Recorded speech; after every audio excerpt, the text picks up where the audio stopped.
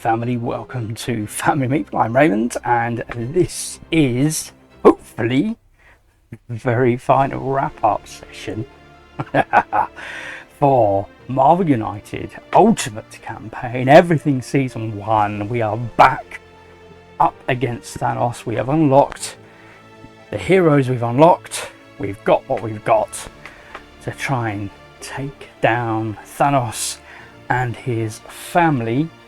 There we go. We are up against the Infinity Gauntlet. So first up, we are facing off against the Black Dwarf. We have him here. This is who we'll be facing off against, and supporting us in our face off against Black Dwarf, we will have our heroes, Black Cat. So the advantage with, I'll shuffle actually, the advantage with Black Cat is she has the potential capability to prevent the Infinity Stones falling into the hands of Thanos, because that is the key, the prime directive, the key purpose of Thanos' children is to support him in getting the Infinity Stones. And accompanying Black Cat, we have America Chavez. So we've seen this individually, certainly we've seen this duo before. I don't think we've seen them team up before now. Okay, we do have our double wilds, that's good. So that is all in play for us. Now we do have to make a special drop off with the Black Dwarf's cards. So we've got them here. Now when you're playing the Infinity Challenge, special rules are, of course, there are 6 Infinity Stones that Thanos is trying to get his hands on. Okay, so he wants to put them in his gauntlet. So what we're going to do is we're going to randomize these, shuffle them up, so we don't know what's going to be potentially gleaned for Thanos on a child by child basis. And what it says in the special rules is we're going to insert them into the villain's deck. So we're going to count down 6 cards in the first instance, 1, 2, 3, 4, 5 and 6, and that is the first of 3 stones going in. We're going to count another 4, 1, 2, 3 and 4 with that one, and then there'll be another 2, and then the final card will be a 3rd Infinity Stone. So they are Infinity Stones that the Black Dwarf is effectively trying to ascertain for Thanos for this game. Now to support, so whilst Thanos will have obviously his super duper cards in supporting him in defeating us in the end of this challenge, we likewise over here at location number 1 have the potential of gleaning these power-up cards. Okay, so one will be placed face up facing us, and that we have the potential opportunity to grab during the game, and then the other will be placed under the 3rd and final sorry, so yeah, so they've all just been shuffled, so this is the top card, so that's the first one. So 4 heroic feats will get us this card, this power up, and what it means is every time there are 2 or more movement cards in the storyline together, then we'll get an additional heroic feat when we're facing off against Thanos. So there's that one available. And then the next one on the top of the deck is this one, which is 4 movement. Would be 4 movement to claim, and a double punch equals an extra move. This will sit under the 3rd power up. So heroes unlock this power up card, so we automatically gain that. We don't have to put tokens on there. If we complete all 3 missions, when we unlock that 3rd one, we get that additional power card. Okay, so that's how it works. So Black Dwarf is all about brute force. Okay, so we've got his threat deck here, so let's shuffle those up. and see what he's going to put out, and we'll have a look at our brand new locations, which of course come in the Infinity box set. You can of course use any location for these, but we'll play it straight out of the box. So Asgard starts off with no civilians or thugs. At the end of the turn, if you have 1 or 2 cards in hand, you may draw a card. It's the equivalent of our queens that we've seen and grown to love so much. So the first of the threats will be super tough. So as this card, so as long as at least 1 super tough is in place, so there will be 2, he ignores 1 damage each turn, and there's usually 3 heroic feats to get rid of that. Moving up then, location number 2 is New York, and at the end of your turn, they discard 1 action token to draw a card. So if we've got an action token, we can discard it to draw a card. This is the chain hammer, so as long as at least 1 chain hammer is in play, when Black Dwarf bams, he deals 1 damage to each hero in adjacent locations. Okay, and then we have Hala. So at the end of the turn, you may swap a card from your hand with 1 of your face-up cards in the storyline. So that's particularly very potent, particularly when you've got your double wilds out here. So again, that's where we'll get the second chain hammer. Moving across then, we have Nidavellir. So this is where at the end of the turn you may gain a punch token, and you may discard 1 card from your hand to the bottom of your deck to gain another punch token. So you may potentially take 8 damage there, and that's where we're going to get a charge. So if Black Dwarf lands there, you'll do an extra. He'll deal 1 damage to each hero in this location. And then next to that we have Vormir, and at the end of the turn you may knock out another hero in this location to immediately clear a threat card. And that is where we get the second super tough, which means in our final location, Sanctum Sanctorum, you may place 1 action token from the pool on a threat or power up card. So that'll be a good one to unlock early.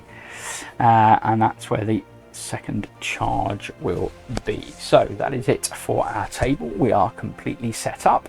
We have drawn our starting cards for our heroes, so the only thing left to do then is to determine where the Black Dwarf will start. So that would be location number 3. So if we have a look, 1, 2 and 3, he's going to start over there at Hala, which, good for us, means our heroes will be starting where we just talked about wanting to clear, and they'll be starting over here in the Sanctum Sanctorum. I'm just looking for Black Cat, apologies. At one point I did have all these in alphabetical order, and then since then I've played lots of games. That's not Black Cat. I've seen her, here she is, there we go. At some point, one day I will get all these painted. I'm currently working on the comic book style artwork, playing with some different ideas, and my hope is to try and achieve something of that look for these. Whether it happen or not, we'll see. But anyway, back to the game. Before we carry on with the game, let's have a look at the Black Dwarf. So there's no special setup. Special rules: when a hero is knocked out, Black Dwarf doesn't activate his ban. Instead, he plays another master plan card. So it doesn't go face down in the storyline, he plays that card. Bam! Deal 1 damage to each hero in Black Dwarf's location.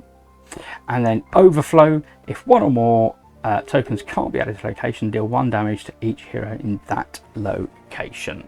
Okay, and with 2 heroes, he is going to start with a whopping 6 health. So we'll put that on him. Of course, we don't have any henchmen, so we don't have to worry about putting out any additional health tokens. So he is all geared up, ready to go. We've got a stack of health tokens. Get that out of the way. We are ready. So let's have a look and see what his first is. It's 3, but not a bam. Maybe. Let's have a look. So first of all, let's move him 3. So he's going to come across, straight across to Sanctum Sanctorum, where our heroes are. And then it says healing factor. Black Dwarf heals up to 3 health after starting. If he is at 3 health already, then he's going to deal 1 damage to each hero in this location instead. So there's your bam. Okay, so let's have a look. Let's have a look at our heroes. So we're going to move, we're going to lose a card here for Black Cat, and we'll lose a card here for America Chavez.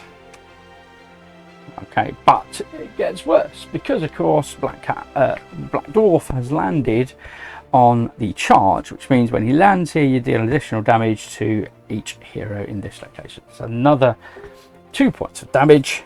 So not the best of starts. Eesh. Okay. Oops. And we'll get rid of the we'll keep the double wild. Get rid of the double heroic. Do we want to do that? Oh. Yeah, I'm going to make a strategic choice now. I'm going to start, we're just going to swap these over because I'm going to start with America Chavez over here and the Black Cat over here. So at least we can clear that flipping location right out the bait, particularly with the amount of damage he's just caused us. Okay, so, and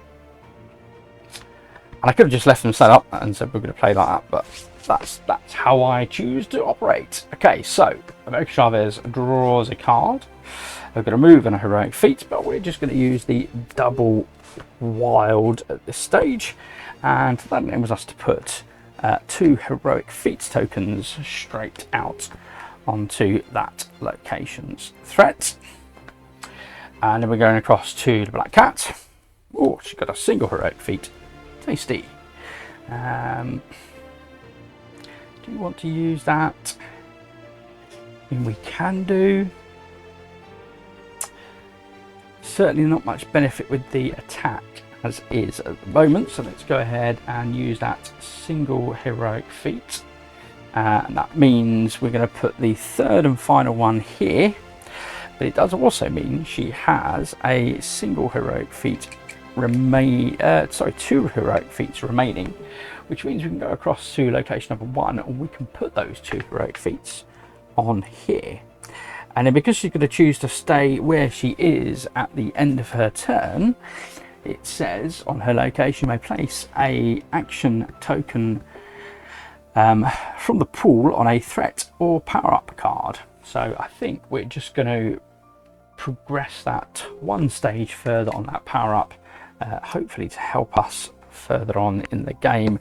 In the meantime, we need to get some healing, so we need to move across to Asgard next up if possible. So we are back to America Chavez, and she does have a move and a heroic feat, with a heroic feat already in the storyline. So let's go ahead and use the move and heroic feat.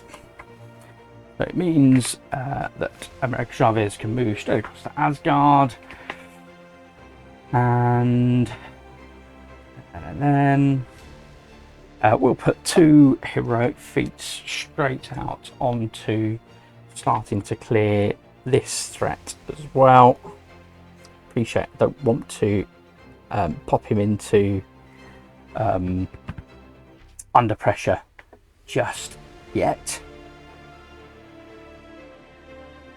Okay, but that is it. So we've cleared a threat, so we'll put that in the missions, and we're well on our way to getting our power up over here, and we're well on our way to clearing the second threat. So I think that was quite a strong start, but let's see what Black Dwarf does now. So he's going to do a 1 and a bam, so he's going to knock out America Chavez, which means he will draw another card.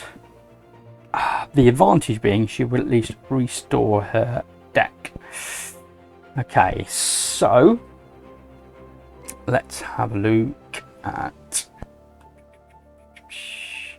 what's I going to do. So he's going to move 1 and bam, so he will deal 1 point of damage to America Chavez, so she is knocked out, which means we do have to play the next card if I remember.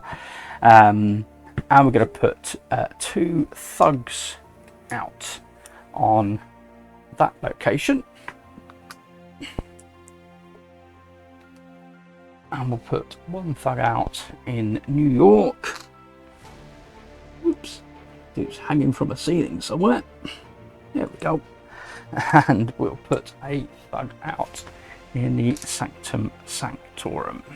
Okay, so that is it for his first card, and then he's going to play a second master plan card because we were knocked out, and he's going to move 3, but no BAM. He's going to put out civilians. So hopefully this is good for us, because it does mean we've got more tokens to extinguish across the board. 1, 2, and 3. So he moves over to Nidavellir, and he's going to put out 3 civilians for us to go and rescue. Just pop those out there. So 1 in each its primary location, each side. Because it did land here, deal 1 damage to each hero in this location. There are no heroes there, so that's good. And there isn't a BAM, so that's his second. So 3 are gone, which means we're 3 cards away from the Infinity Stone coming up. Okay, we are back to Black Cat. Double attack, move and attack, double attack. She's got to move an heroic feat in the storyline, so we can certainly use the move. So let's go ahead and do the double attack. Want to do that? In fact, I'm going to do the move and attack.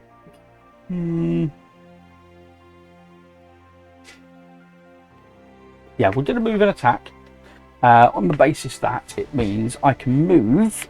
I can then do an attack and a heroic feat, so we can get a defeat a thug and rescue a civilian.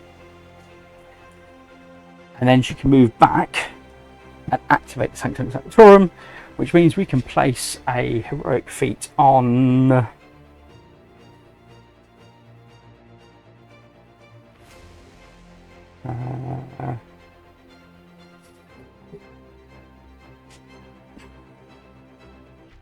we're going to place it on the super tough, because that's location specific, as where the power up isn't. So we're going to clear the super tough. So that's the second of 4 threats we need to clear. Done. So we're halfway through the threats now, and then we are back to America Chavez. So she will draw 2, 3, and 4. Okay. She'll stand up. So we've got to move and attack in the storyline. That's good. We've got lots of thugs around her.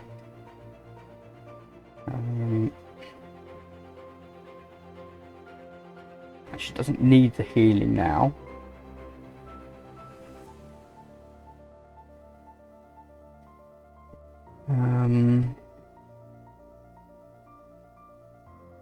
But I'm thinking we're going to do a heroic feat and attack. So we can do a move and double attack and a heroic feat. Now, because we've only got 1 space left here, we'll do a single attack here, so at least we've got some breathing space in Asgard. And we're going to move up to New York, and we're going to do a attack and a heroic feat there. Okay. And I appreciate that there's a risk with that BAM effect still in play, but that's okay. So we've got plenty of space now over in New York. And then we are back to Black Cat. Cat instincts gain any combination of 2, a punch, a heroic feat, or a movement token, and then put a move in the storyline.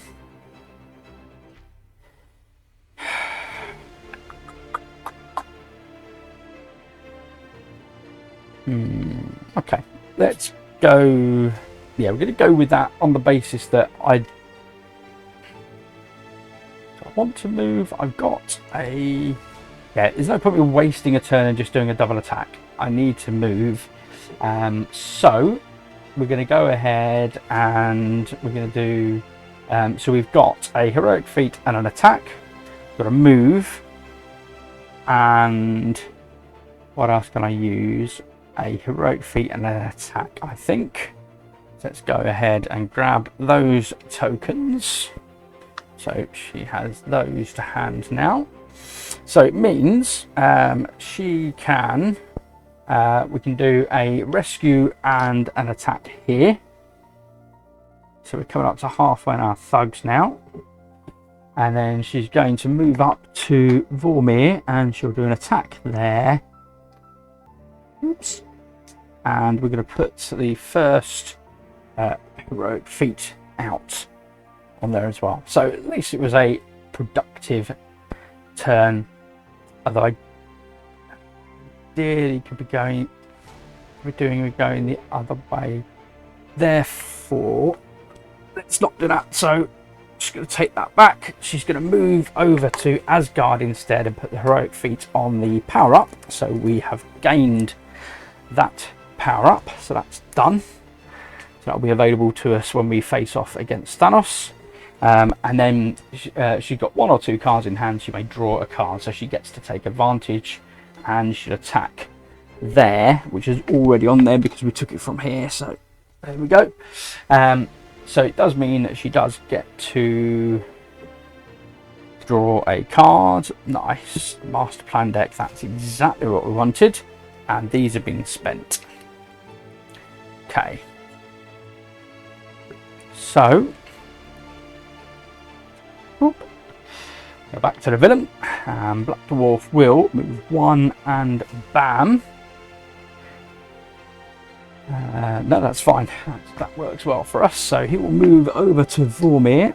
He will do his bam, which will do 1 damage there and in each adjacent locations because of his chain hammer, which we're not in either of those, so that's fine. And then he's going to put out 3 more civilians for us to rescue, so that's fine. So that'll be 1 here, 1 there. Up. Oh, so Nivedere is looking particularly full. Okay, so we got that done. That's fine. We are back to America Chavez, who gets a star portal. So she's only got to move in the storyline at the moment, which isn't great. And we haven't got any heroic feats to take advantage of either. Ooh, this could be risky now, but I'm thinking that star portal, so she could do a double move. What have we got up on the table? She could do a double move and then use her heroic feats. Doesn't quite get her, well, yeah, okay, so she could go to where he is. Okay, it'll I don't like it. I don't like it. Get rid of the charge, I guess.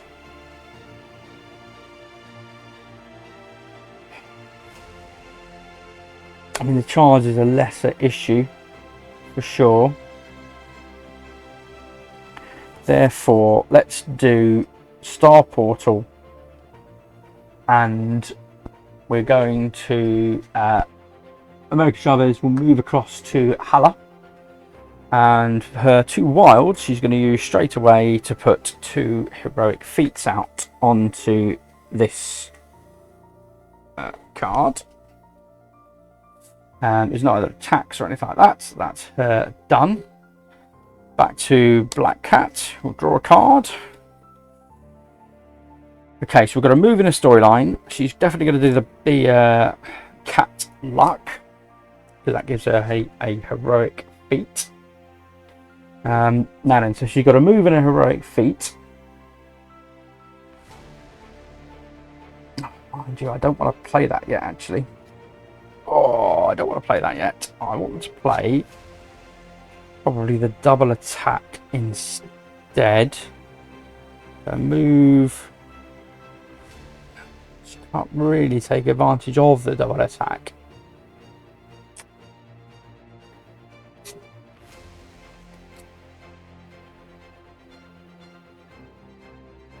If she could do a double move, and a single attack and a heroic feat to clear that chain hammer. I think that works. Okay, so she's going to gain a heroic feat and a attack, and she's going to move 1, 2. We'll do an attack to that thug, and we're going to clear this threat with the heroic feat. Interesting. So at the end of her turn, having ended there, she may swap card from her hand with one face up in her storyline. So it's the greys. Does she want to swap the heroic feat?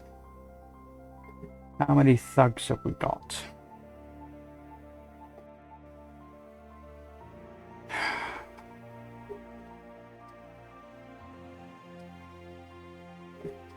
Should we do a move and attack?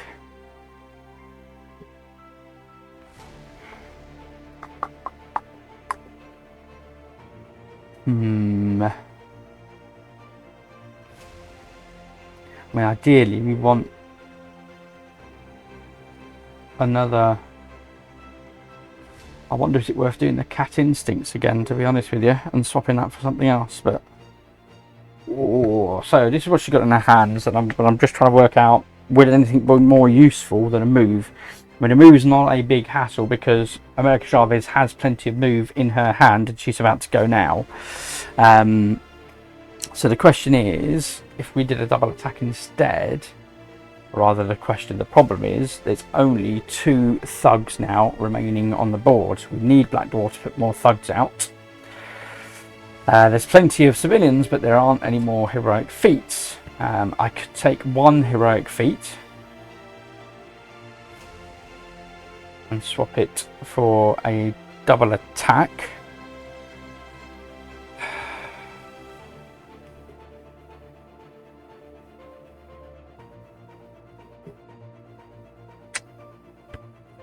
Oh, this is yeah, it's difficult, folks. It's difficult. I don't want to just ignore it. Just ignore it. Could just ignore it.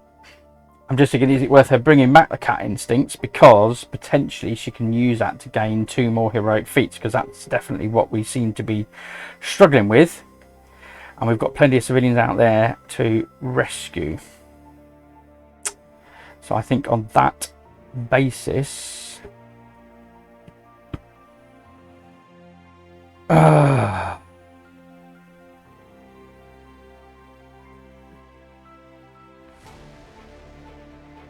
oh, it's difficult, folks. It is difficult.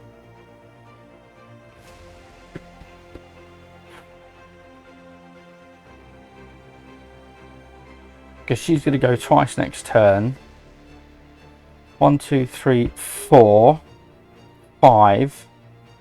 1, 2, 3, 4, 5. So the next card is going to be...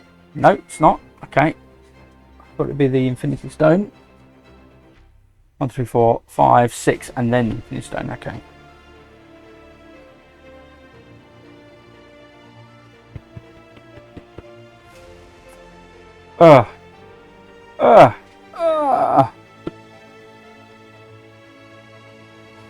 It's fine, we'll do it. I mean, either way, I mean, I could do a double move and a single attack, and I could take out a thug. Otherwise, I could do a move and attack and take out a thug. It makes very little difference, is the reality. So, that's fine. We will swap that so we get our cat instincts back. And it's back to America Chavez, who draws. Yeah, not a heroic feat. No point with the double damage. She'll use the single move, and with the double attack in the storyline, it means she can move across to here and attack. And that goes onto the board. Okay. So that's it for us. We are back to the Black Dwarf. Sorry about that, folks. That's a significant hit of AP there. Right, so 2 and a bam, which means Black Cat will take another point of damage because of the chain. So 1 and 2 over to Asgard, and then bam will cause a damage to his location and each adjacent. So Black Cat takes a point of damage. Oh, that flipping, we just lost the card that we've just traded. That is frustrating. Okay. Right, so that was that, but she's not knocked out. And then he's going to put out 3 civilians, which would be great if we had more heroic feats, and we've just got rid of that heroic, the potential of 2 heroic feats. That's all the more frustrating. Okay, go. So, out. Right. It is back to the Black Cat, who draws. Oh, double wild. Beautiful. That potentially helps. We've got to move in the storyline. So she could rescue 2 civilians.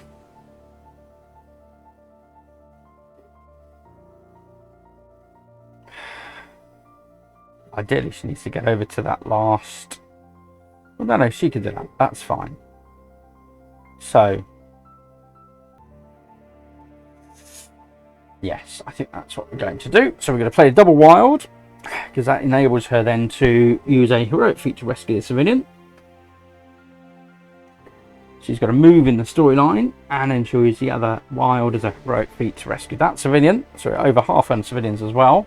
And if you have 1 or 2 cards in hand, you may draw a card. So she will draw a card, and it's Cat Claws, so an attack with the master plan, putting it away. So that's good.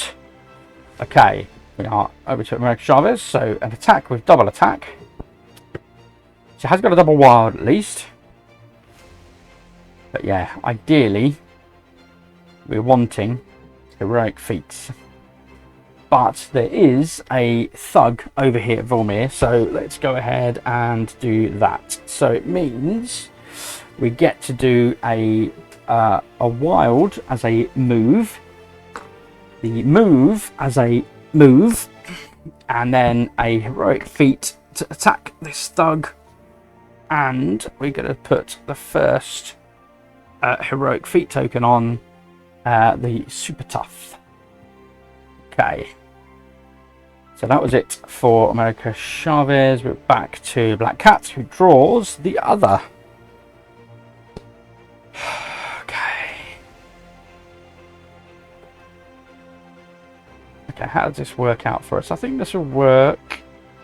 Okay, there's no more thugs to defeat. We need 1 more thug, and we've cleared this mission. There's no more on the board. Okay.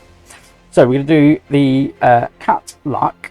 When the next master plan card is revealed, you may put it on the bottom and draw another one instead. So we're definitely going to...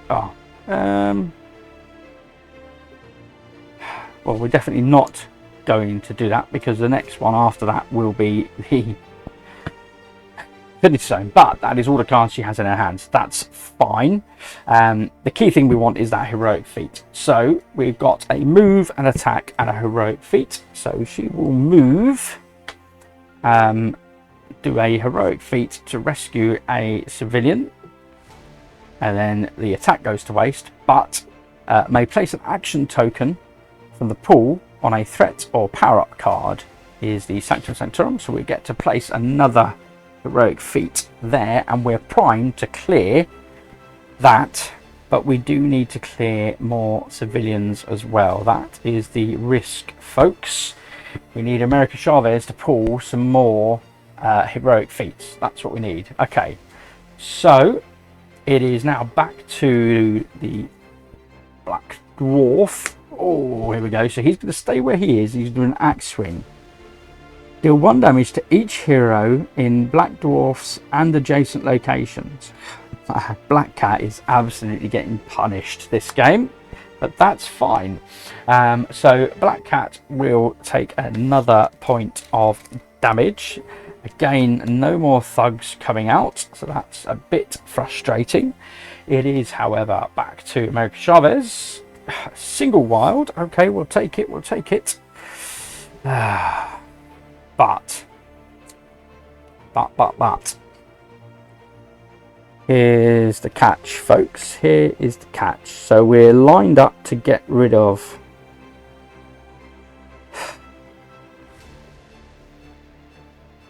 So she could use the wild to move and then do the heroic feat to clear a civilian. Probably we need to clear 2 of these missions because we're about to put Black Dwarf under pressure. We have to. I mean, we don't have to, but ideally we would like to. And heaven knows America Chavez is fully primed to cause lots of damage to Black Dwarf.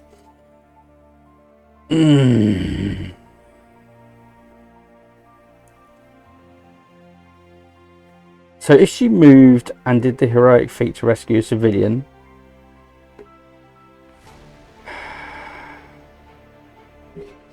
Black Cat could rescue a civilian as well and move. Okay, let's see how it plays out then. So America Chavez will move and rescue a civilian. We're not at risk of overflow there, or we've reduced the risk of overflow. Black Cat's go, so she'll draw a card. It's attacking claws. Okay, don't need the attacks right now, but we'll take the heroic feat. So the wild we will use to move. And we'll do the heroic feat at the Sanctum Sanctorum to rescue another civilian.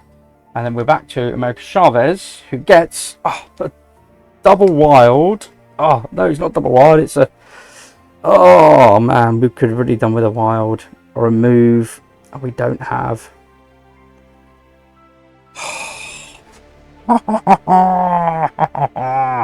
Okay, it makes little odds now if we expedite the Black Dwarf, right? Because we've done 2 of our actions. We're going to do a 3rd action, and either way it's his turn next. We get to reveal this and then put it at the bottom.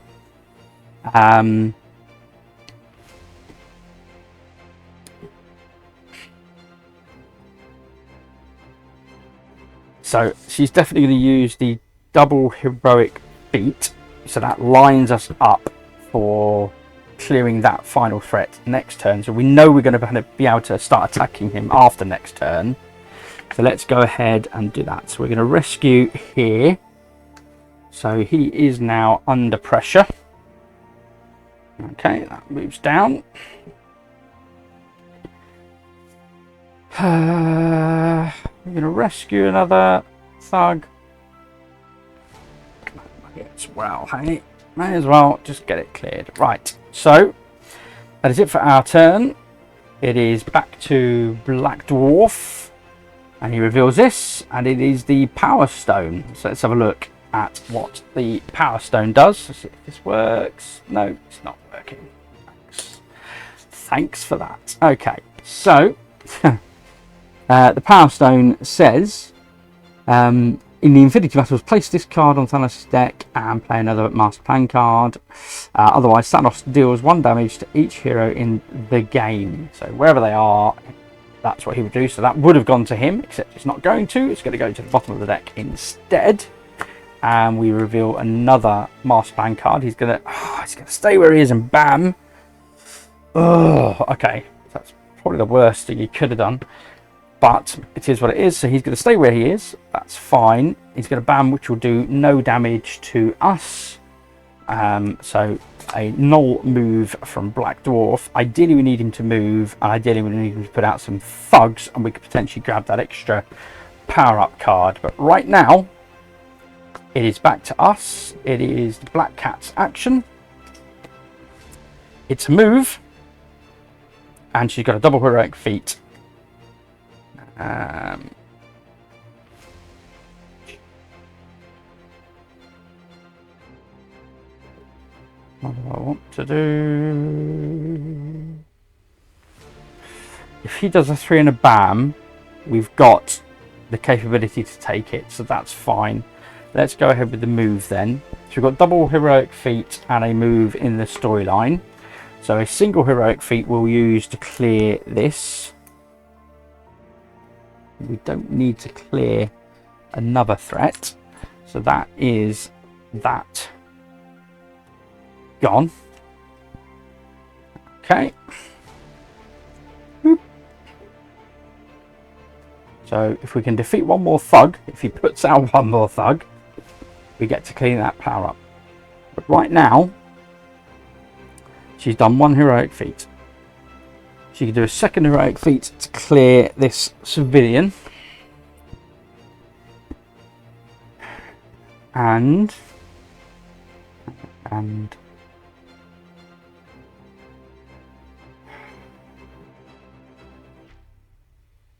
she can move to Nidavellir, or she can move to Sanctum Sanctorum.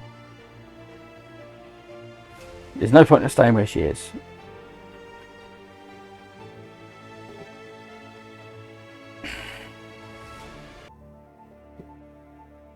But he can now be attacked. Okay, let's move to Sanctum Sanctorum and we'll put a heroic feat token out on the charge ability. Why not? Okay, so it is back to America Chavez, who draws a last card. Oh.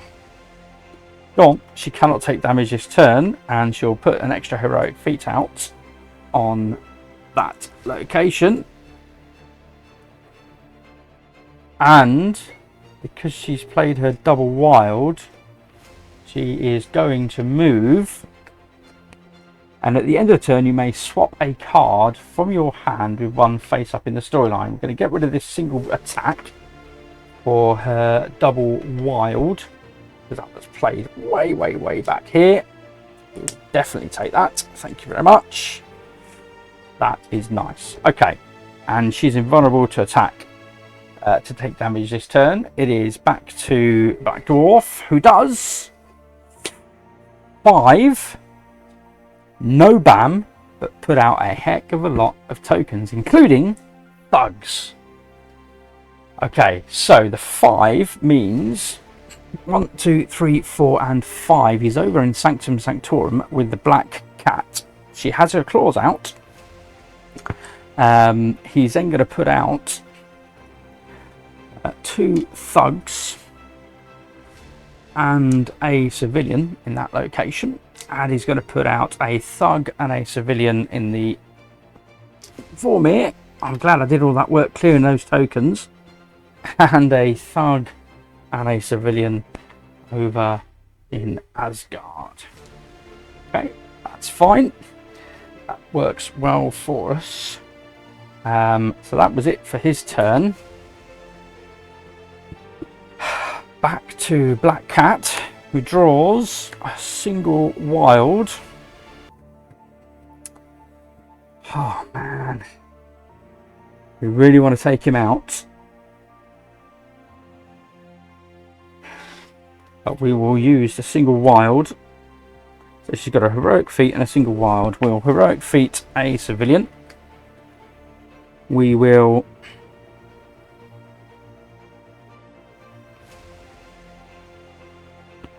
use the wild to attack the thug, which so she rescued a civilian and attacked a thug, which gains us the additional power-up card for that big finale battle. We've got 2 more turns before he comes to the end of his reign, and at the end of the turn we can clear this threat as well. Again, not really makes a significant difference at this stage. Okay, we're up against the clock on our cards is the issue, however. So it is back to Meg Chavez. She can't draw any cards. She's got a single wild.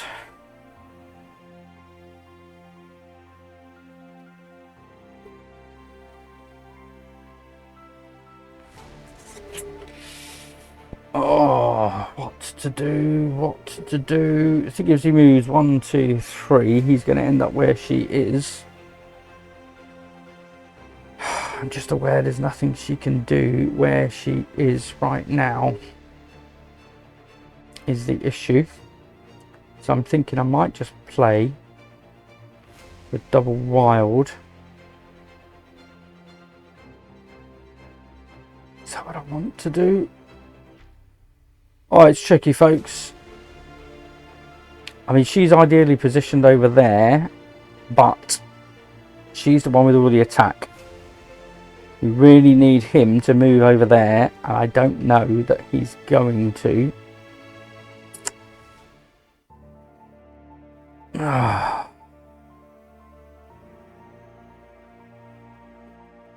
If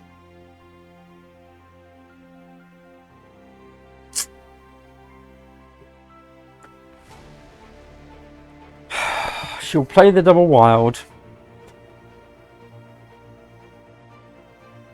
and with a single wild she'll move to New York, and a double wild she'll put 2 heroic feats out on this last threat card. Sorry, so she's moved from here to here as a single wild, and then with a double wild she put the 2 heroic feats out. Okay, he's back to the Black Dwarf. He's going to move 2 and a bam, so he's going to move where she is. Okay, that's fine, she can take it, and that's probably maybe ideal. 1 and 2. And a bam, which means she takes 1 damage. We'll do the energy infusion, I'm thinking, because I'd rather have a double attack than a single attack. And he's going to put out thugs. Not that it makes a difference now, but anyway. So we've got a single thug here, so that's now primed for overflowing. Something dropped, I don't know what that was. And a double attack, 2 thugs up there. Double that, okay. And a single thug here. Okay. We are back to Black Cat, who draws. We're to move. Don't want to move. That's fine. Which means that one is the other. Get rid of a master plan card. Don't want to move. No, it's got to be attack. It's got to be an attack. Now that does mean that I don't know if I'm making the right decision here, folks. Black Cat can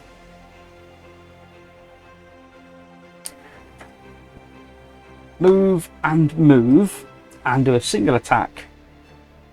So that's using a double wild, and then she can do a single attack to Black Dwarf. Okay.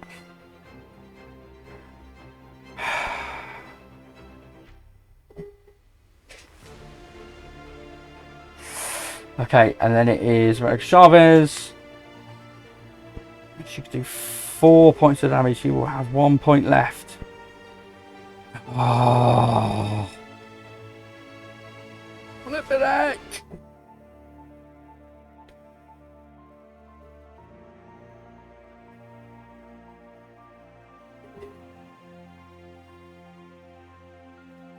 What's this? Discard an action token to draw a card. I haven't got an action token, and I don't have any more cards to draw. That makes little odds. Ah, it will all come down. It could all come down to the turn of that card. Oh, flipping heck. Okay, so she's going to do 4 points of damage to Black Dwarf, which means 1, 2, 3, 4. He has got 1 hit point left.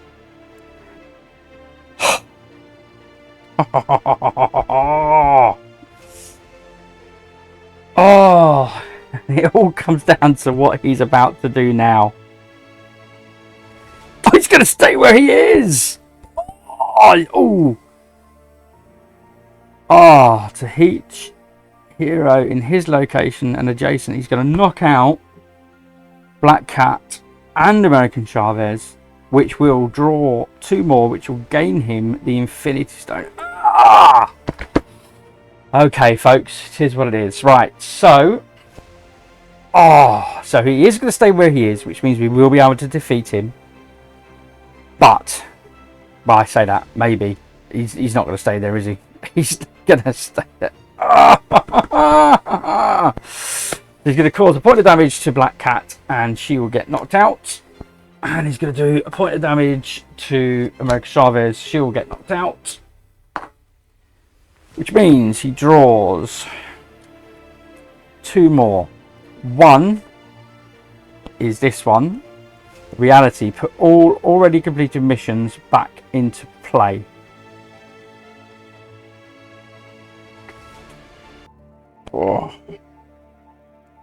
Is what he's just gained.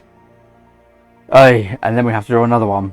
So he's going to move 3 on a healing factor. No, this is it. We've lost it. We've absolutely lost it. 1, 2, and 3. And he's going to heal 3 hit points. Flipping heck. I can't believe that. That is so frustrating. That is so frustrating. So that's that done. And then he's going to draw another card. She's 4 and a bam, which won't take into effect. But let's have a look. 1, 2, 3, and 4. And a bam. And he'll put out civilians, which will cause just more damage. Okay, so that's fine. So he's going to put out... not civilians, sorry. He's going to put out a thug here and cause overflow, and then he'll put out a thug here and a thug over there.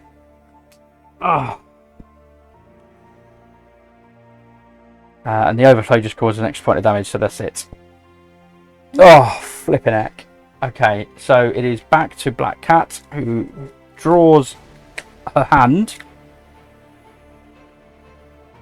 It is a move. That is absolutely what we're going to do. So she will move and take 2 attack tokens. 1 and 2.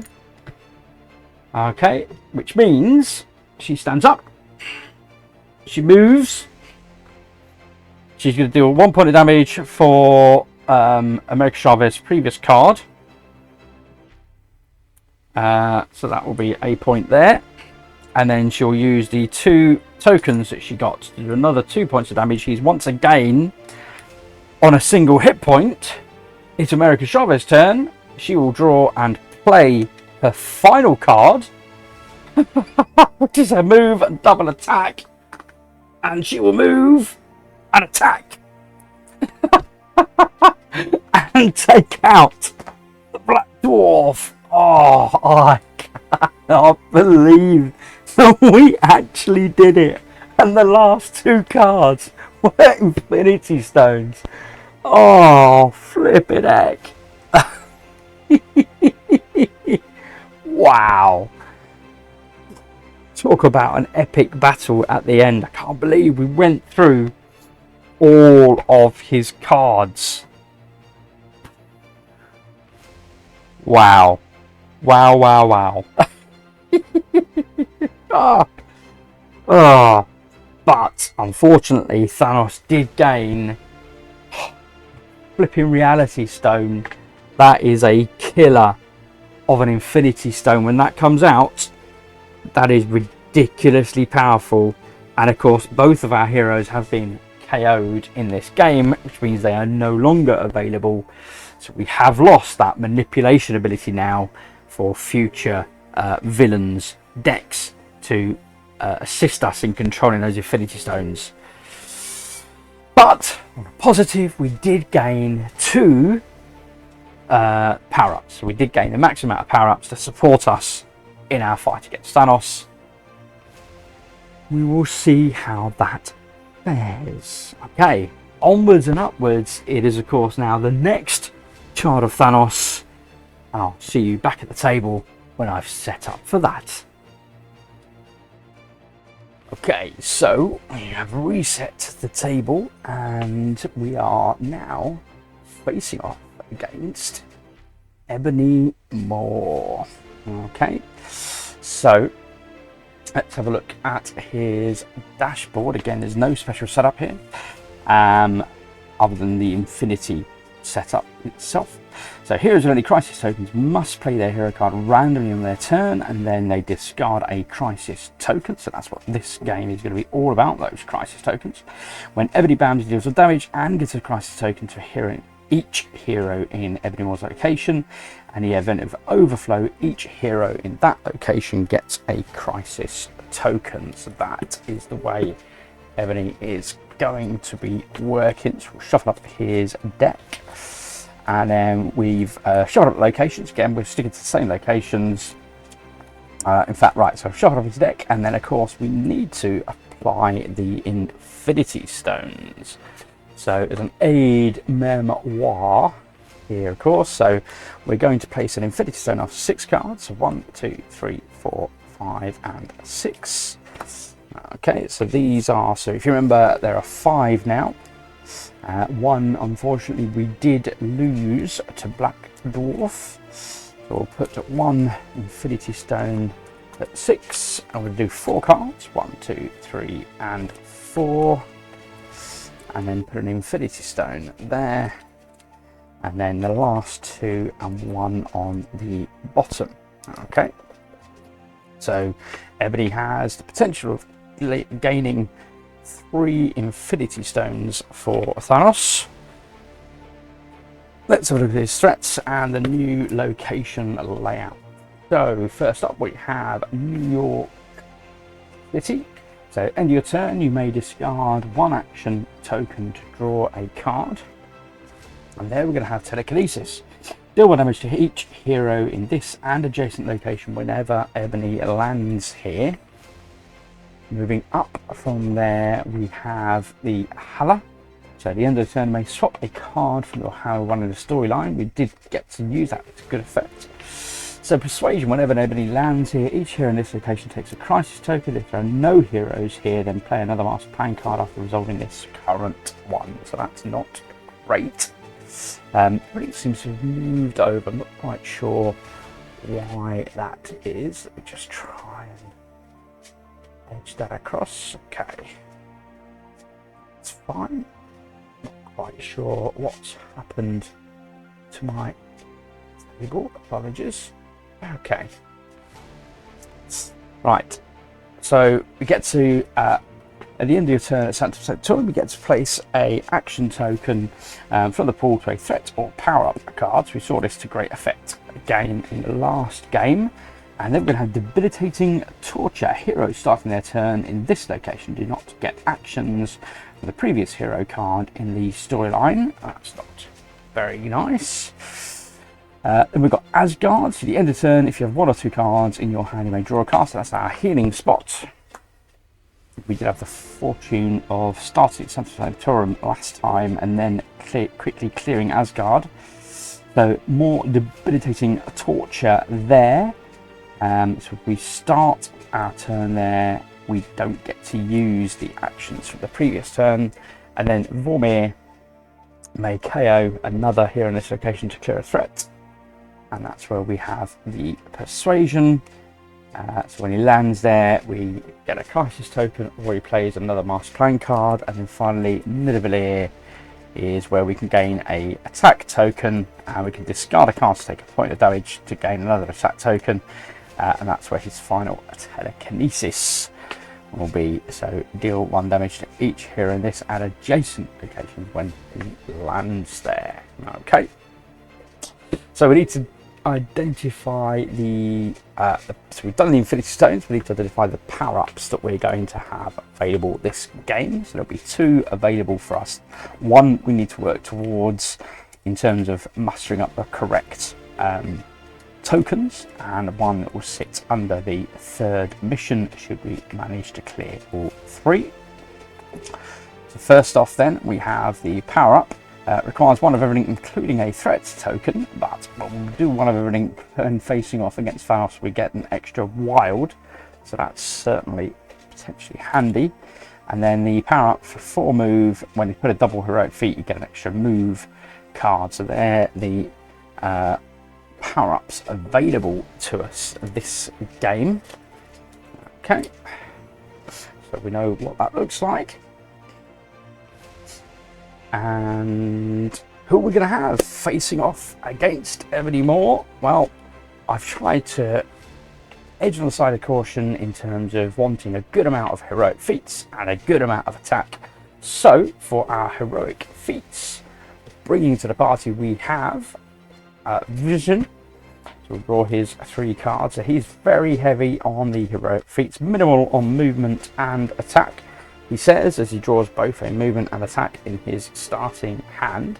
And accompanying Vision this game, we have Luke Cage. So he's kind of the other way around. He's very much strong on the attack and less so on heroic feats. And I think he's got slightly better movement than Vision as well, though. So, and we've got a bit of all in first up. Nice to get that draw 2 cards right in the drawing hand as well. Okay, so that is it for our heroes. So the next thing we need to do is work out where Ebony Moore is going to start. So he's going to start off at location number 2, so over at Hala, which means our heroes will be starting over at Vormir. Okay, so we'll start up there, and that is it for setup. We are ready to go, so let's go ahead and draw. And it's a 1 and a bam. So what we're going to do, so 1 and a bam, and then he's going to put out civilians. Thankfully it hasn't landed in one of his activating spots, of which there are 4 this game, which is a massive ouch. Okay, so his BAM effect is deal 1 damage and give a crisis token to each enemy in his location, which is none. And then he's going to put out 5 tokens. Okay, so we are potentially already at risk right at the outset.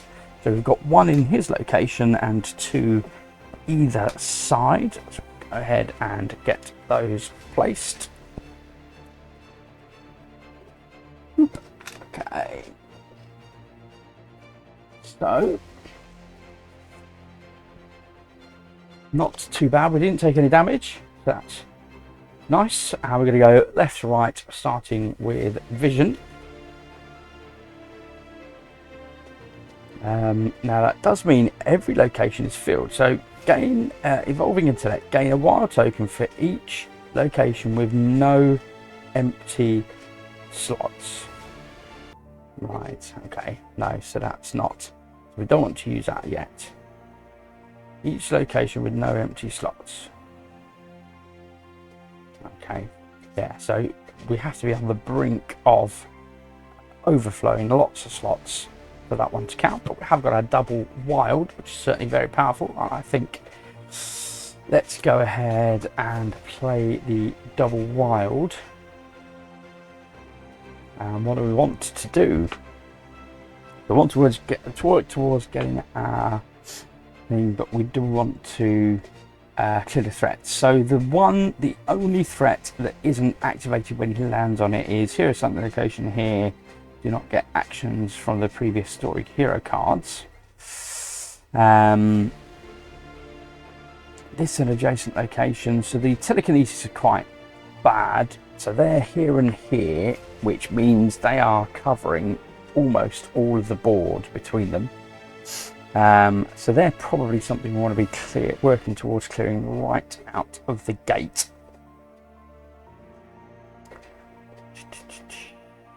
But it is only when he lands there, but even so, I think they're quite nasty. And then each in this location But persuasion is nastier because that is going to expedite his draw. So I think we're going to work on getting rid of the persuasions first of all. So that's one here and one here. So they're our key threats that we want to get rid of right at the outset. So we're going to use that double wild right off the bat to place 2 heroic feat tokens out.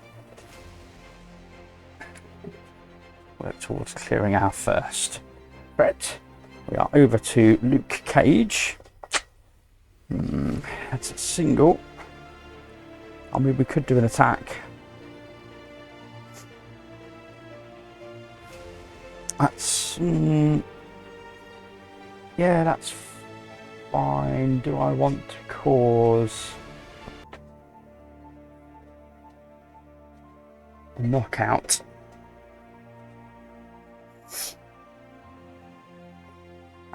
Trying to think, what's the consequence of a knockout? So the consequence of a knockout would normally be the enemy would trigger his BAM. Now, I'm trying to now work out, is that only if the enemy causes the knockout? That's an interesting question. I think it is, you know. Let me know in the comments below, what do you think? But yeah, I think that only applies if the enemy causes the knockout, not if you choose to knock out. Therefore, Luke Cage is going to do a single attack and draw 2 cards. So let's go ahead and draw 2 cards. So we've got a double attack and another single attack. Okay, there's so many here he's got off. So that's the single attack here. And then we're going to do let's have a look. So we're going to do a single attack and defeat one of the thugs. We're going to do with the wild, one of the wilds, we're going to clear this. Oop. So that's our first threat cleared. And then with the other wild, we're going to defeat another thug. Okay. So that's what we've done. Now, at the end of the turn, it says, you may knock out another hero in this location to immediately clear a threat card. Do you know what? I'm going to do that. Luke Cage is going to knock out Vision. So Vision gets to dump all of his cards at the bottom. Okay, and he's knocked out. But it means we get to clear the other persuasion threat, and I'm going to use that on the power up. Okay, but it's meant we've already revealed as well the ability to swap cards from our hand to ones in the storyline, so I think that's really good. Okay, and then straight away it is back to Vision's turn, so we're going to stand it back up and he will draw up to 4 cards. So we've got double heroic feat, so the Gem Blast, move and heroic feat, and another heroic feat. Now we do want to be doing a move for sure, because there's nothing further to do in Vormir, and I don't want to focus on just clearing a whole bunch of threats right now. So we need to get moving. I think we're going to move to Nidavellir to get rid of the telekinesis, which does a damage to us and each adjacent to that location and each adjacent locations. So let's make a start on that. That's a move and a heroic feat, and then Luke Cage can follow up in a similar vein next turn. So Vision will move and do a heroic feat there on that location. So we started towards clearing that, and that is it for our turn. It is back to Ebony, who does a 5 and a BAM, and he's going to put out lots of, wow, lots of locations. My gosh. Okay, lots of tokens. So start with a 5, which means he'll come to Hala, and we're going to have our first overflow. So Each hero in that location gets a crisis token, so there's nothing happens there, so that's good. There's no BAM on the card. He will, however, also cause overflow at Sanctum Sanctorum. So again, there's no damage there, and he will... he doesn't quite cause overflow, but not far off.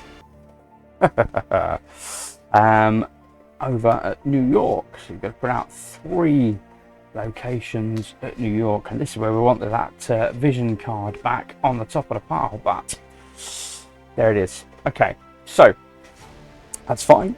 Again, minimal effect to us. We got away with that quite lightly.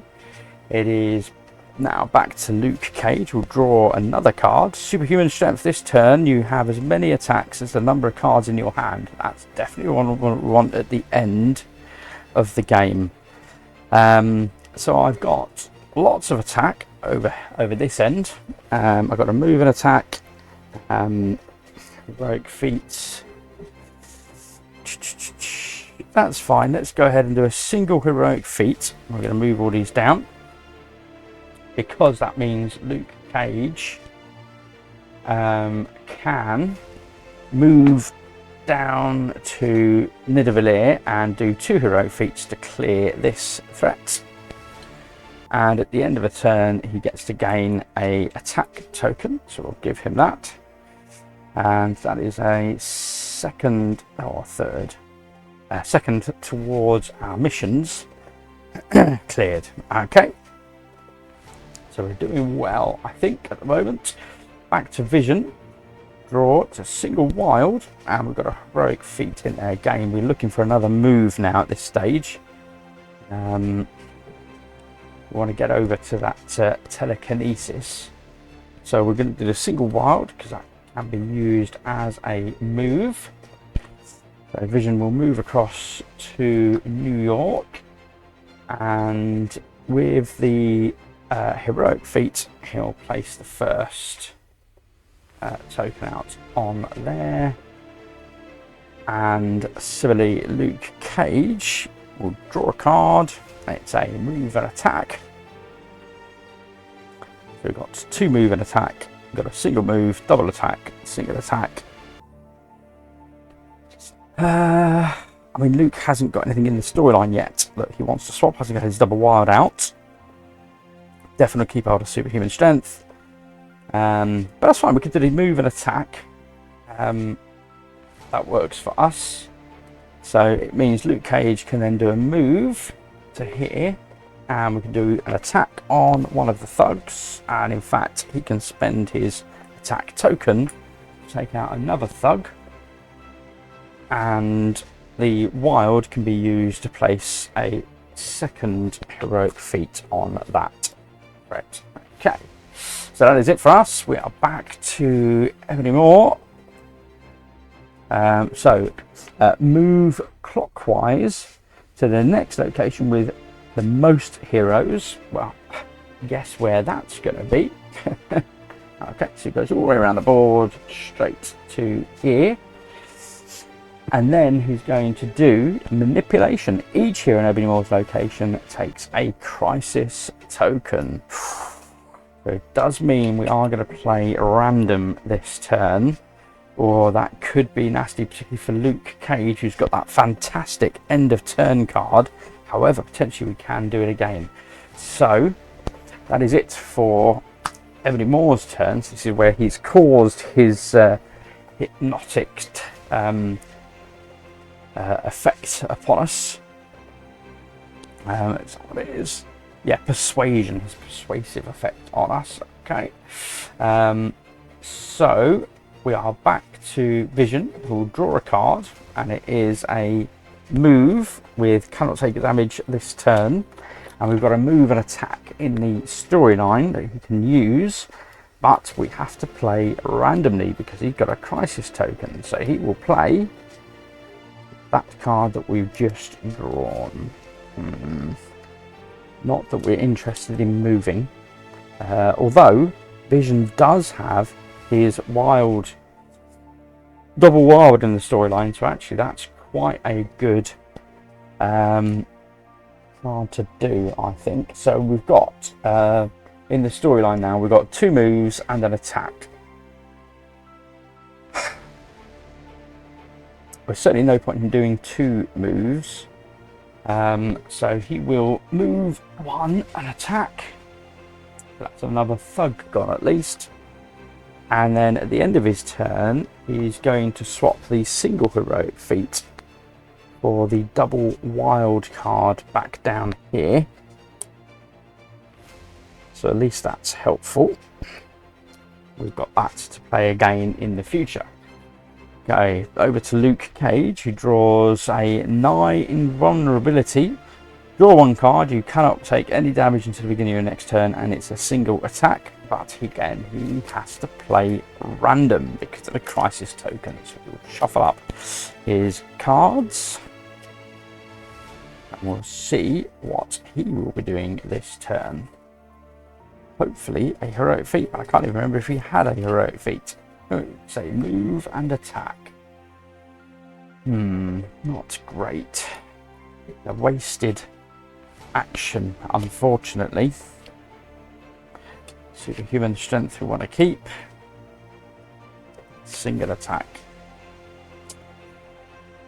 So Luke Cage has 2 moves and an attack. So it's similar to what we just had.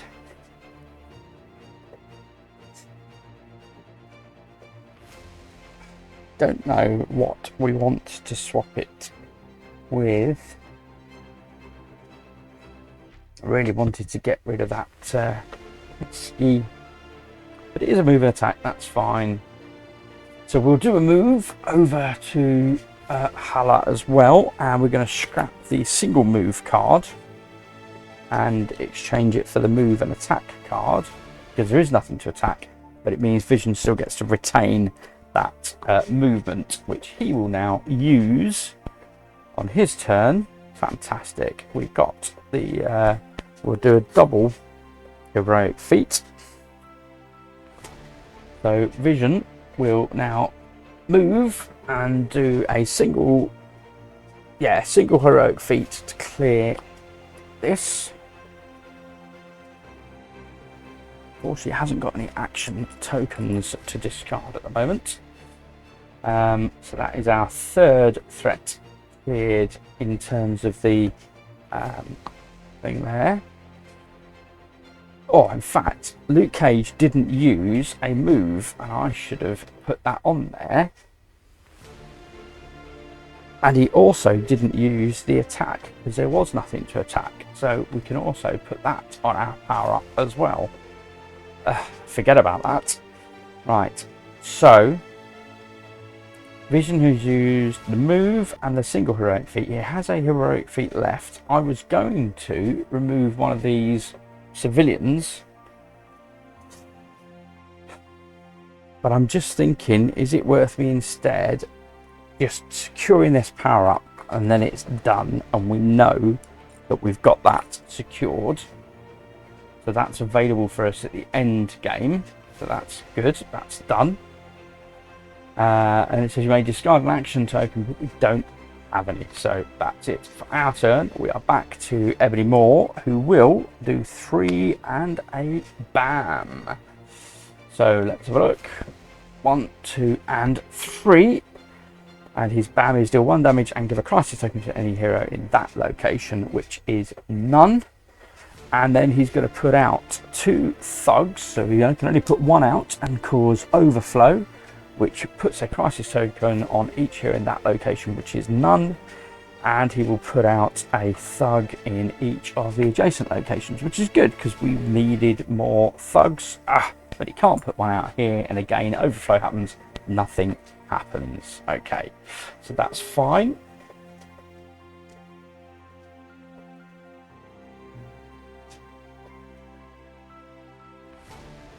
That's fine. Okay, so that was it for his action. And we are back to Luke Cage, who draws a move and a heroic feat. Nice. Okay. Well, I think that's what we need to be doing. as we still need to clear a... Although he has got... No, let's do a move and a... Yeah, I need the move. So let's do a move and attack. Because we need to... Jimmy across. Oh, can't. Oh, I was going to do a move and attack. No, it's fine. We'll stick to the move and heroic feat. Oh, although, do I want to clear that threat? I don't think I do at the moment. Let's do move, and we're going to do 3. No, we'll do 2 heroic feats to rescue civilians, and we'll do 1 heroic feat towards clearing that threat card. That's what I think we'll do, because we need to get over to here to attack the thugs, right? And we need to clear the capacity so that he can put more thugs out. Because we had an opportunity last turn and we missed it. So it is back to Vision, who gets a move and a heroic feat.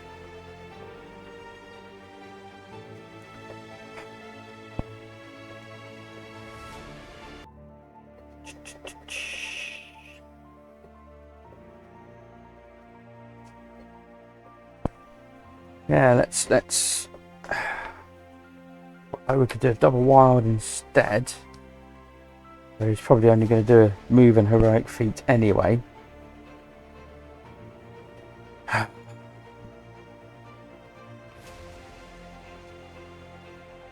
Although with a double wild, you wouldn't have to. You could just focus on clearing civilians, but we've still got a lot to clear. So he's got a move, a heroic feat, and a double wild. So what I'm thinking is we could clear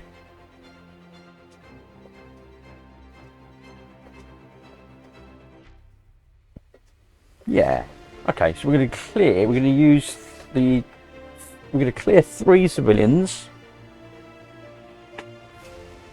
So we're over halfway on that mission now. And then he's going to do the move to Hala. And at the end of his turn, he can swap. So I'm going to swap the move and heroic feat,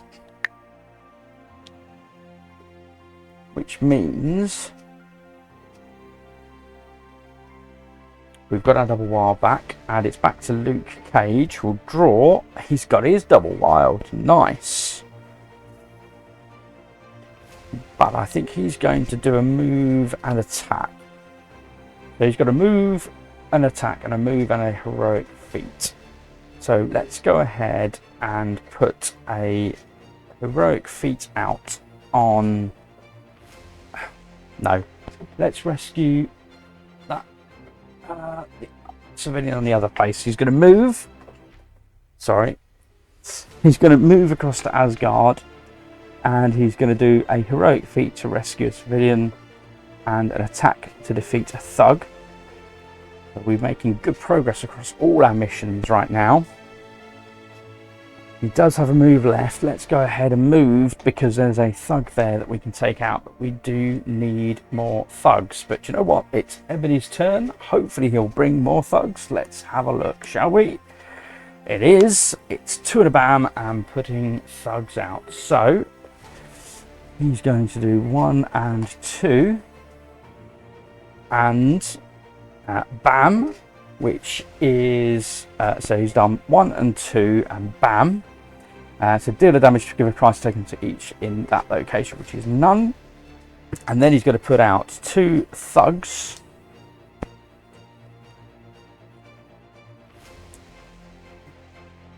There. Oh yeah, that's it. A thug up here and a thug over in New York. Okay, that's good. We've got lots of thugs out. That is it for his turn. We are back to Vision. we're fast running out of cards. Okay, so we've got a move and attack in the storyline. We could do a heroic feat and an attack.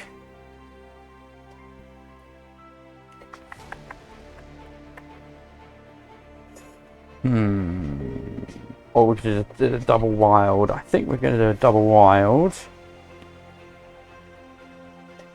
because I think we're fast approaching end game now. So he's going to do 2 heroic feats to clear 2 civilians from Hala, and then he's going to move to New York and do an attack to defeat a thug.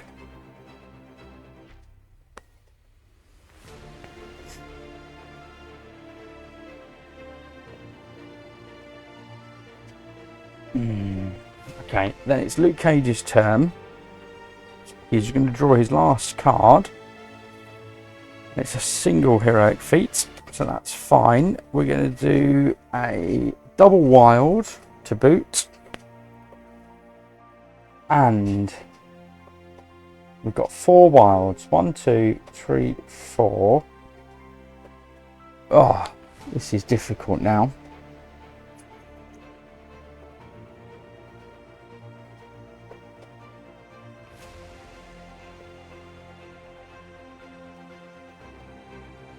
Okay, so what Luke Cage is going to do is he's going to defeat a thug. He's going to move 2 to Sanctum Sanctorum, and he's going to do double heroic feat here to clear the 4th threat we need to complete that mission. Now that does... is that what I wanted to do? No, rescue 1, 2. Sorry, he can't do that. He's going to put a further heroic feat down. Sorry, 1 heroic feat. So he's on the brink. That was it. That's what I was thinking. That was it. Okay, so we're on the verge of clearing that and clearing one of these, and then it is back to Vision, who draws his last card. Well, we've mopped up loads of locations now. Okay, that's fine.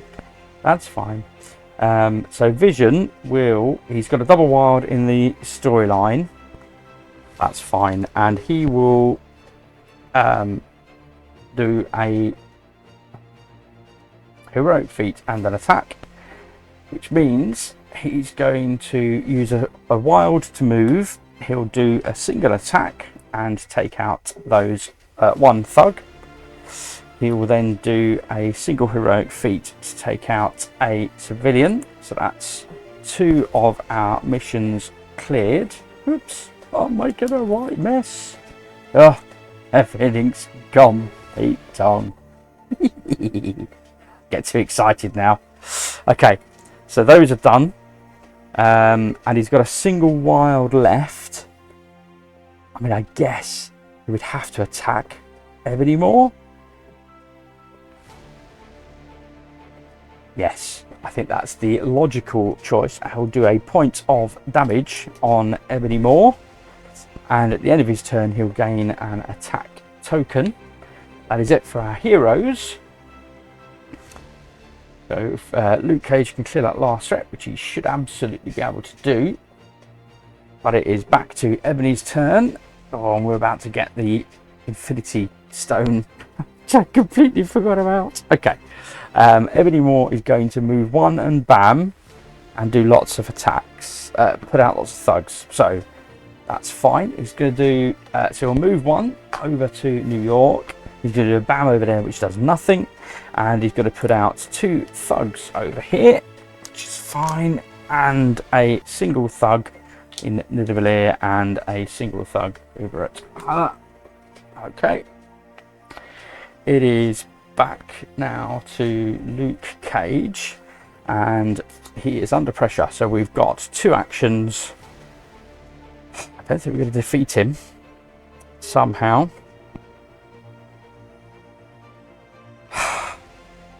We've run out of movement.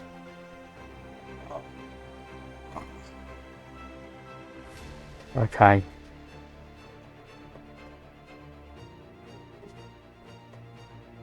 So I'm thinking we're going to do a single wild. Is that what we're going to do?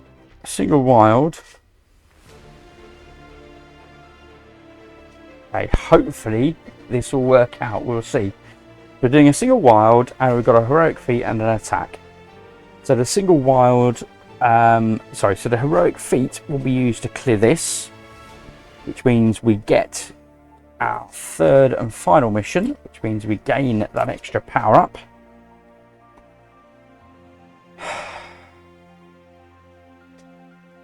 And we've got a wild and an attack. So do I leave him there? I can't prevent him gaining 1 gem for Thanos.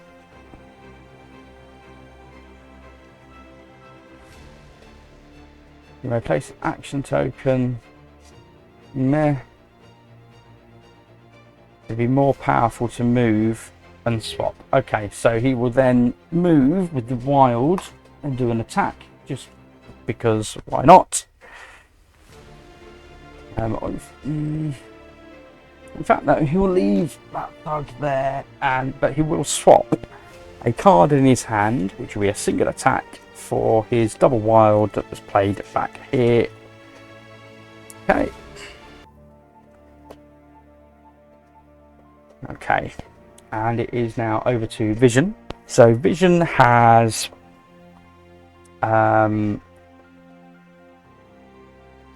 solar. So let's have a look at Vision's cards. So we've got Solar Blast. Oh, sorry, wrong one. There we go. So we've got Solar Blast, and all the attacks on the last 4 cards in the storyline. So we've got 2 attacks in the storyline. Deal that much damage to a single enemy in your location. That would finish him off. We are done. So Solar Blast,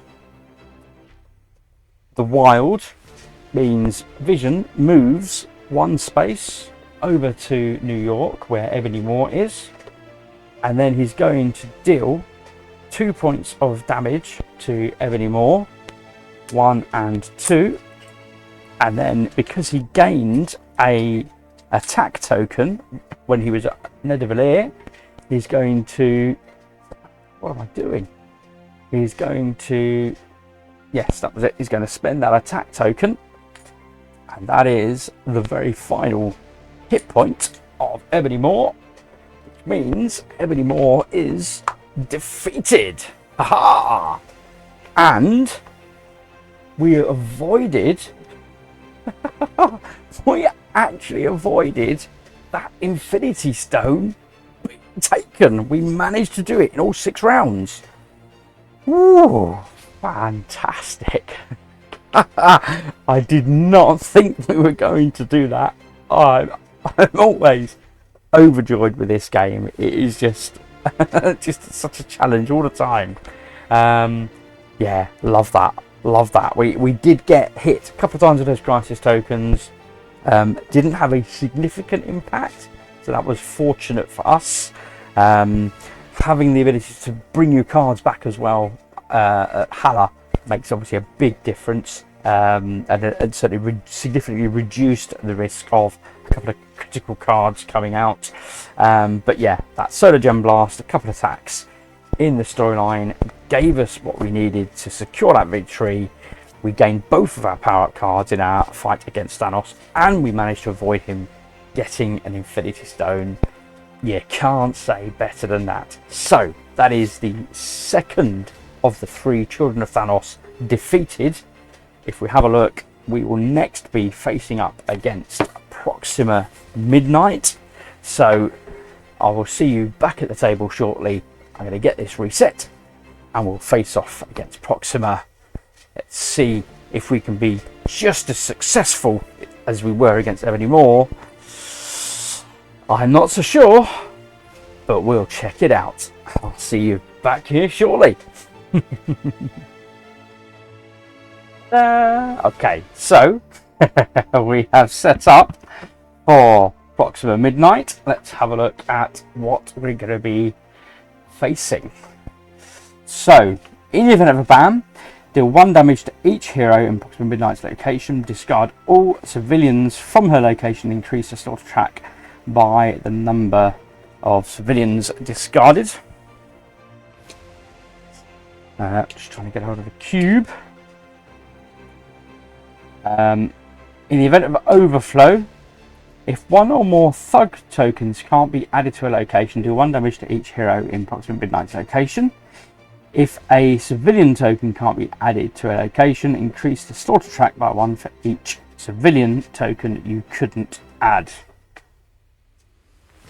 So this is what she's trying to do. When it reaches 12, we lose. Okay, so that's what she is doing. We need to again take 3 of the Infinity Stones. So we managed to avoid giving Thanos any Infinity Stones in our last battle. Will we be as fortunate this time around? Let's see. So hopefully there are 3. So we have, I'll just give these a quick shuffle. Okay. So 1, 2, 3, 4, 5, 6 is our first Infinity Stone. 1, 2, 3, 4. Second Infinity Stone at 1 and 2 is our third Infinity Stone. So they are there. And of course, we need to do our power-ups for our heroes in our final preparation towards our big battle with Thanos. So we have a full-on attack power-up, which means when 2 heroic feats are in the storyline, we get an extra attack. And to go under there, we have a double attack equals the opposite. Put that down there. Okay, that's it. So the one we won't see this game is 2 movement equals an extra attack. So we won't see that. Okay. Otherwise, I think we're doing quite well. Still sucky about that reality stone. Let's have a look at our locations then. So we have the Sanctum Sanctorum. So that is where we can discard an action token. May place an action token from the pool to a threat or power-up card. So this is where Proxima Midnight's tactical support will come in. So heroes in this location suffer 1 extra damage whenever they take damage. Moving up then to New York. So may discard an action token to draw a card. That's where we'll have the prisoner camp. So each civilian here costs an extra heroic feat to be rescued, and I just realised that I haven't put the tokens out in these locations. We'll do that whilst we're going around. So Nidavellir is where we'll get an attack token if we clear that. The Masterful Fighter.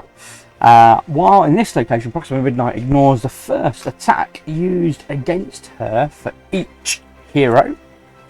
Moving across then we have Vormir. We saw that well used in action last game. So Masterful Fighter again, so she can ignore the first attack from each hero. Okay. And Hala, so we can swap cards. And again we have the prisoner camp there. And then finally, of course, Asgard, our spot for healing, the tactical support. Suffer an extra damage. Ah, how ironic. Okay, so let's find out where Proxima Midnight is going to begin. So she'll begin in location number 2. So she will start over here in New York, and which means that we will be starting in Hala. And let's find out who we are. We are Ghost Spider. We'll draw up our initial hand. Okay, and accompanying Ghost Spider, we have Nick Fury. His initial hand. Okay, so we are starting over in Hala. Of course, as always, it is the villain's turn first.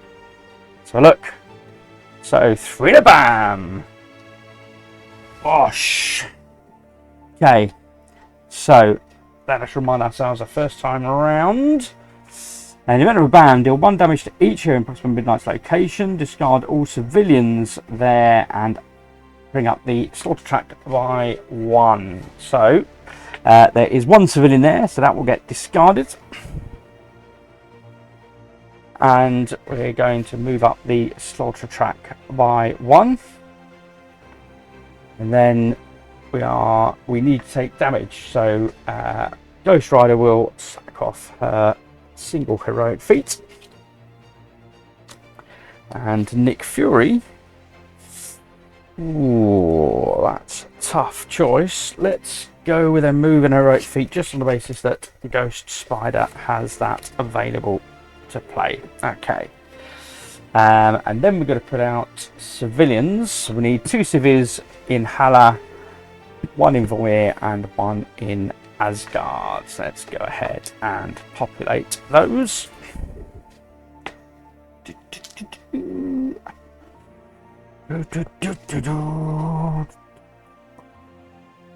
Okay, so we didn't fare too badly, but it is to us. So double heroic feat. Civilian here are going to be difficult to rescue, so let's see if we can start getting rid of that then, shall we? So double heroic feat. Let's go ahead and put 2 heroic feat tokens out on the prisoner camp. And it is across to Nick Fury. Nice, a wild and a double heroic feat. That is tasty. So let's go ahead and do that. So Ghost Rider will commit a heroic feat to this, and that's gone, and rescue a civilian. That's the main thing we need to keep out of Proxima Midnight's clutches, of course, is the civilians around the board. So that's her 2.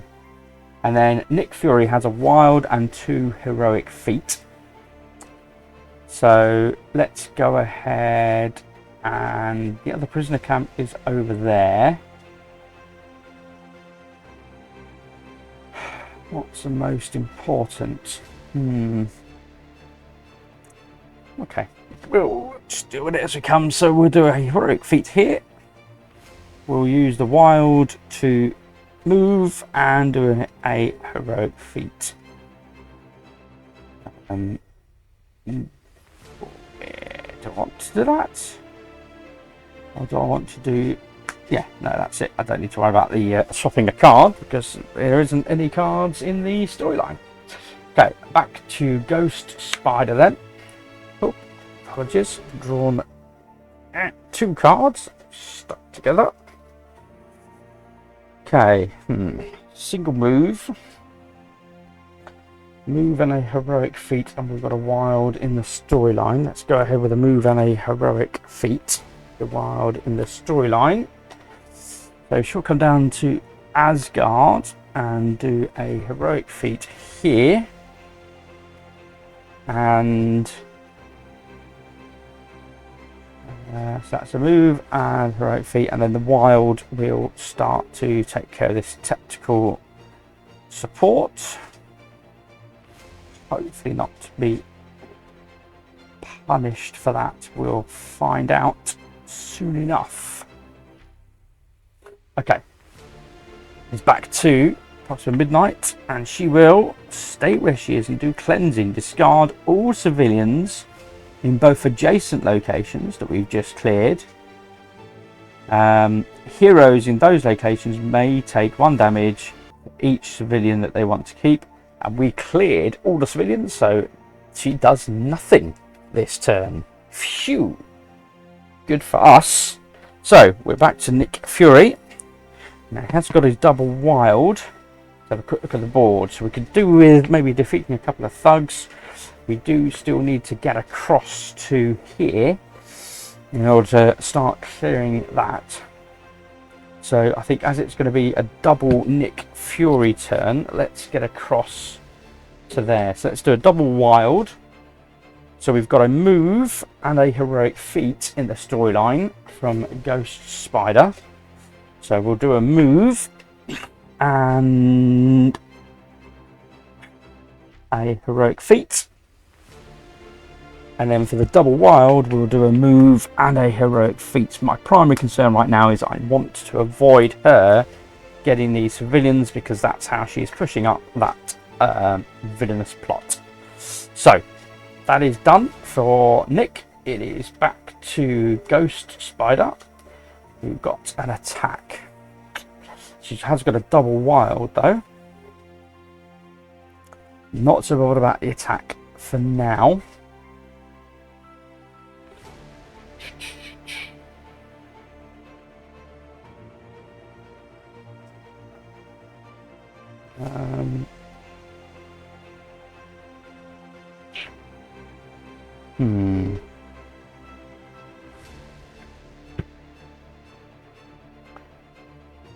What to do, folks? So I'm just looking at the board and I'm trying to work out, is it worth me? I mean, I could stay where I am.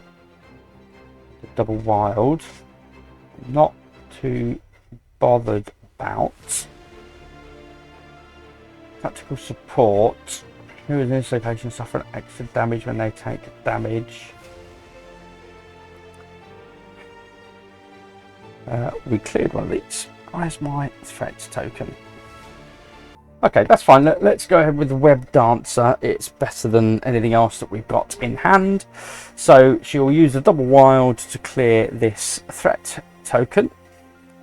Oh, and I was about to move, but actually I think she's better to stay where she is, ignore the move, and draw an extra card, which she will do. So we've got our double wild as well, so that's nice. And then we're back to Nick Fury. That's fine. We're going to do the double heroic feat for Nick. And that means he can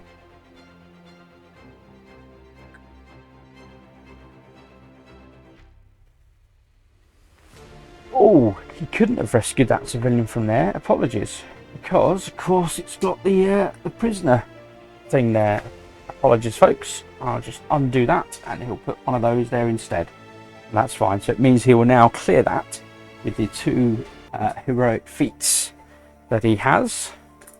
That is our third threat cleared. And he can afford to move. Does he want to move?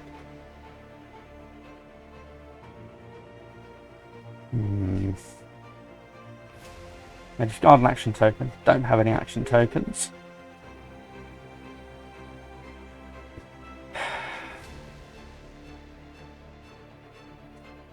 I'm going to leave him where he is. Okay. So it is back to approximately midnight, and she will do 4 and a bam. 1, 2, 3, and 4. Okay. So her bam is deal 1 damage to each hero in her location, which is none. Discard of civilians there, which is none. So we did well. Okay. And then she's going to put out a whole load of thugs. So there's 1 in her location, and then 2 in each adjacent location. Get those out there. So Vormir is primed for overflow. That's great. Okay. So that was it for her. We are back to Ghost Spider. We have got a double wild. Oh, defeat all thugs in your location. Where is she? She's down here in Asgard. Okay. Oh.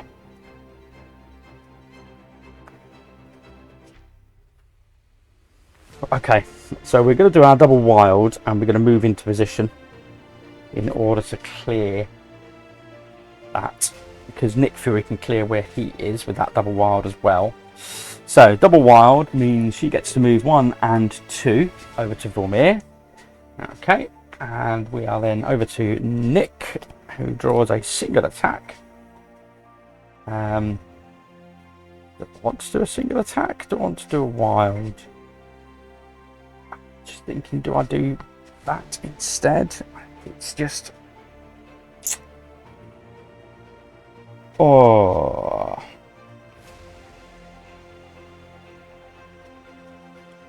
No, that's fine. Let's do a single attack where Nick is, and he's going to do an attack here on this thug, and then with his wilds he's going to rescue the civilian, and he will move to the Sanctum Sanctorum, back to Ghost Spider. Swap 2 threat cards in play. Little point there. Okay. However, you can... Oh, it feels like a waste now.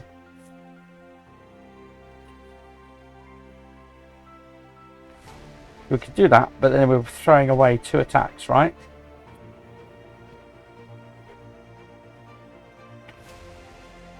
Without the ability to move. Oh, that's frustrating. When she could just do a double attack instead.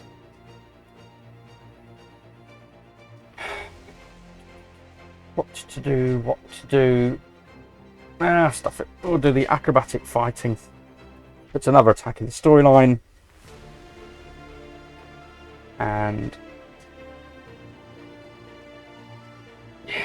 And she'll defeat all the thugs in Vormir. And in fact, those 2 attacks don't go to waste, because we need to put attack tokens on here. So we can put 2 attacks on there. Very good. Okay. Thank you. Right. That is it for our 3 actions. We are back to Proxima. She will move 1 and bam. Oof. Okay, so she'll move 1 to here and she'll bam, which is to deal 1 damage to a hero in that location, which is of course Ghost Spider.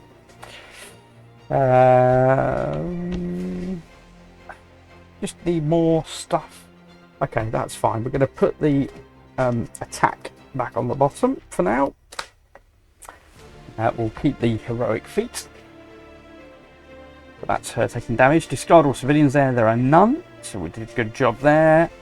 And then she's going to put out civilians. So that is 2 in her location. Which is good. So we can rescue those. And 1 in each adjacent location. Go ahead and put those out. Okay. But that is it for her turn. We are back to Nick Fury. A single attack. He's already got a single attack in the storyline, and there is nothing to attack where he currently is. Similarly, there's nothing to attack for Ghost Spider. It's not a great pull. For sure.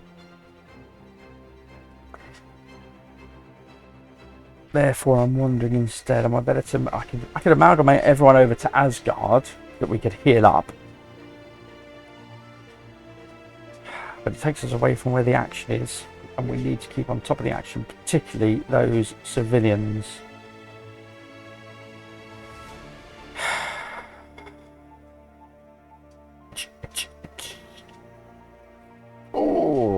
Decisions, folks. It is difficult. That's fine. We'll do the single attack. Yeah, we'll do the single attack. Because with 2 attacks, it means we can clear our power up. So that is our penultimate card gained. And then we're over to Ghost Spider, who does a move and a heroic feat. Fantastic. So, it's good for us. We want to do... She's played her double wild, in fact, hasn't she? So, let's go ahead and go over to Hala. We'll do a rescue a civilian and defeat a thug. And... may swap a card from the storyline. I'm going to swap this simple move for her double wild, which we played back here. Okay, doesn't matter where it is in the storyline, so that's fine. Okay, that's worth doing. And then we're back to Nick Fury. Oh, double move. And he's got a move and a heroic feat in the storyline. Where is she now?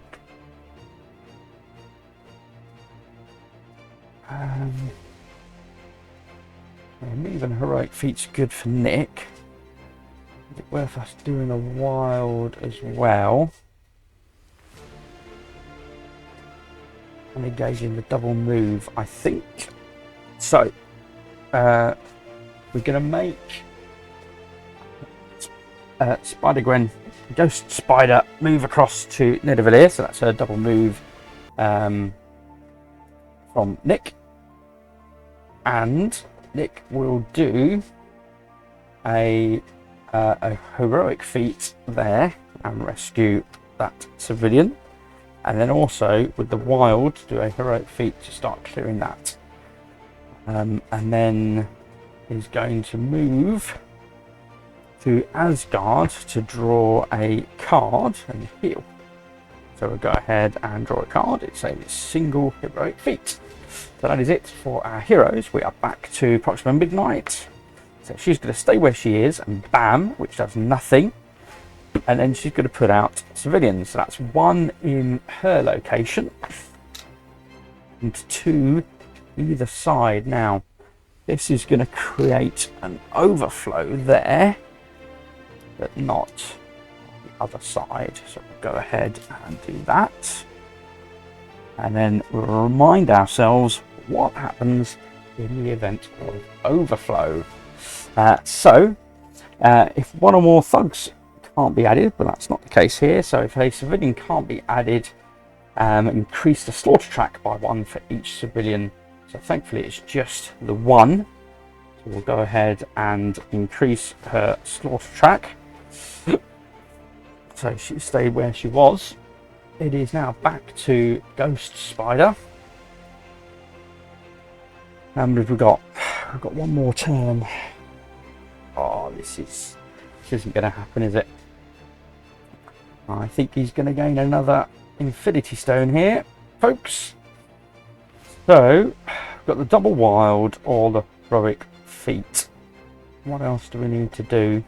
We've got a single wild in the storyline.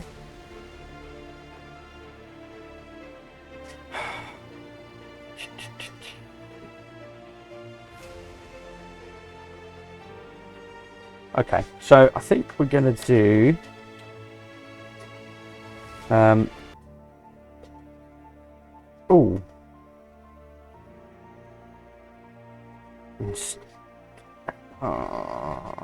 do we want to do that instead? Yeah, let's do that instead. Okay, so we're going to do Web Weaver. Swap 2 cards in play is what we're going to do.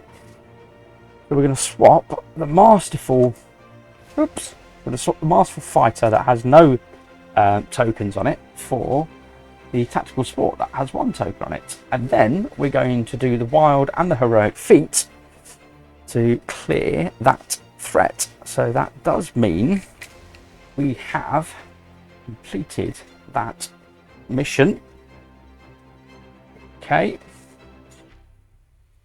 So, Proxima Midnight is now under pressure. It is Nick Fury's turn. He has a heroic feat, and he can do a double move. And his double wild is in the storyline as well. So we're going to do a double move and a heroic feat, which means he can. Oh, do I want to do a double move?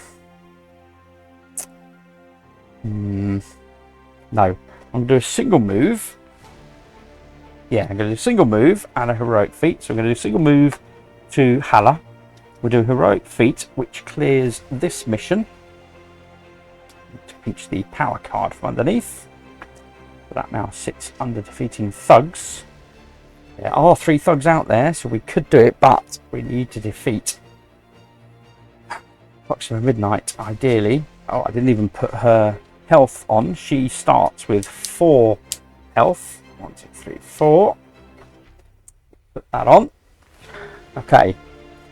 So he's cleared that. He's moved, and at the end of the turn, may swap a card from his hand. So we'll swap a single heroic feat for his double wild that we played earlier on.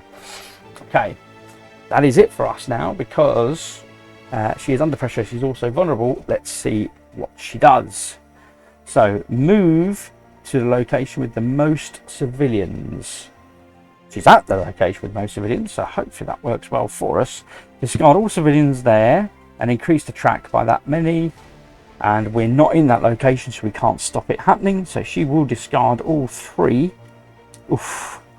Which means her threat track goes up 1, 2, and 3. Sorry, so she was here in Vormir, and there were 3 civilians. So they've all now been cleared and captured. Whoosh. But hopefully it's too little, too late, because both of our heroes have their double wilds, and we are right next to her. He moved her, didn't he? Okay. So it is back to when Ghost Spider. She has her double wild, and we've got to move in the storyline. So she will move to Proxima Midnight and do 2 points of damage with the double wild. And Nick Fury, he'll draw a card. But he also has his double wild as well, and he will swoop in to this location as well, and of course remove 1 and 2. That is all the health from Proxima Midnight, which means she goes down. Whew. Okay, so we didn't manage to grab the final power up, but we did avoid Thanos getting another Infinity Stone. So Thanos, let's just come down and have a look at the final score.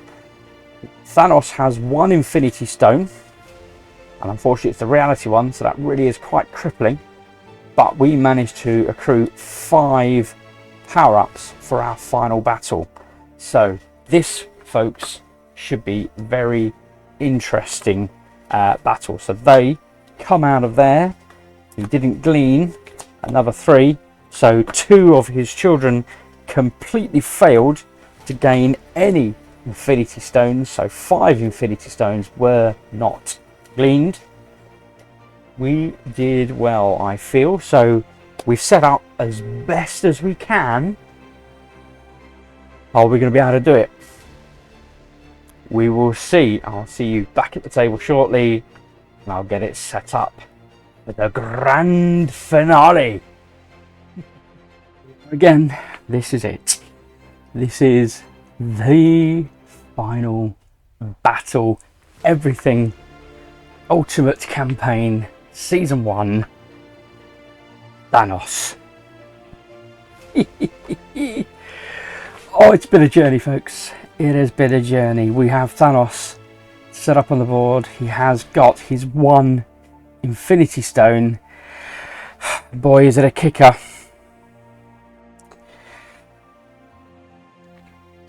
put all already completed mission cards back into play. This is game changing. Okay, this is broken card.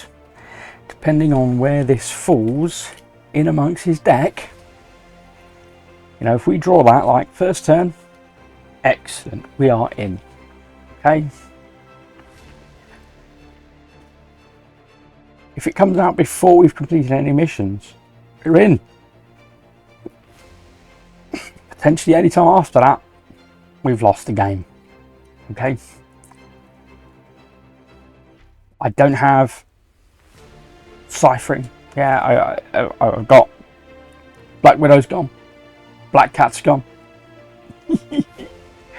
We are on our own. So, Thanos.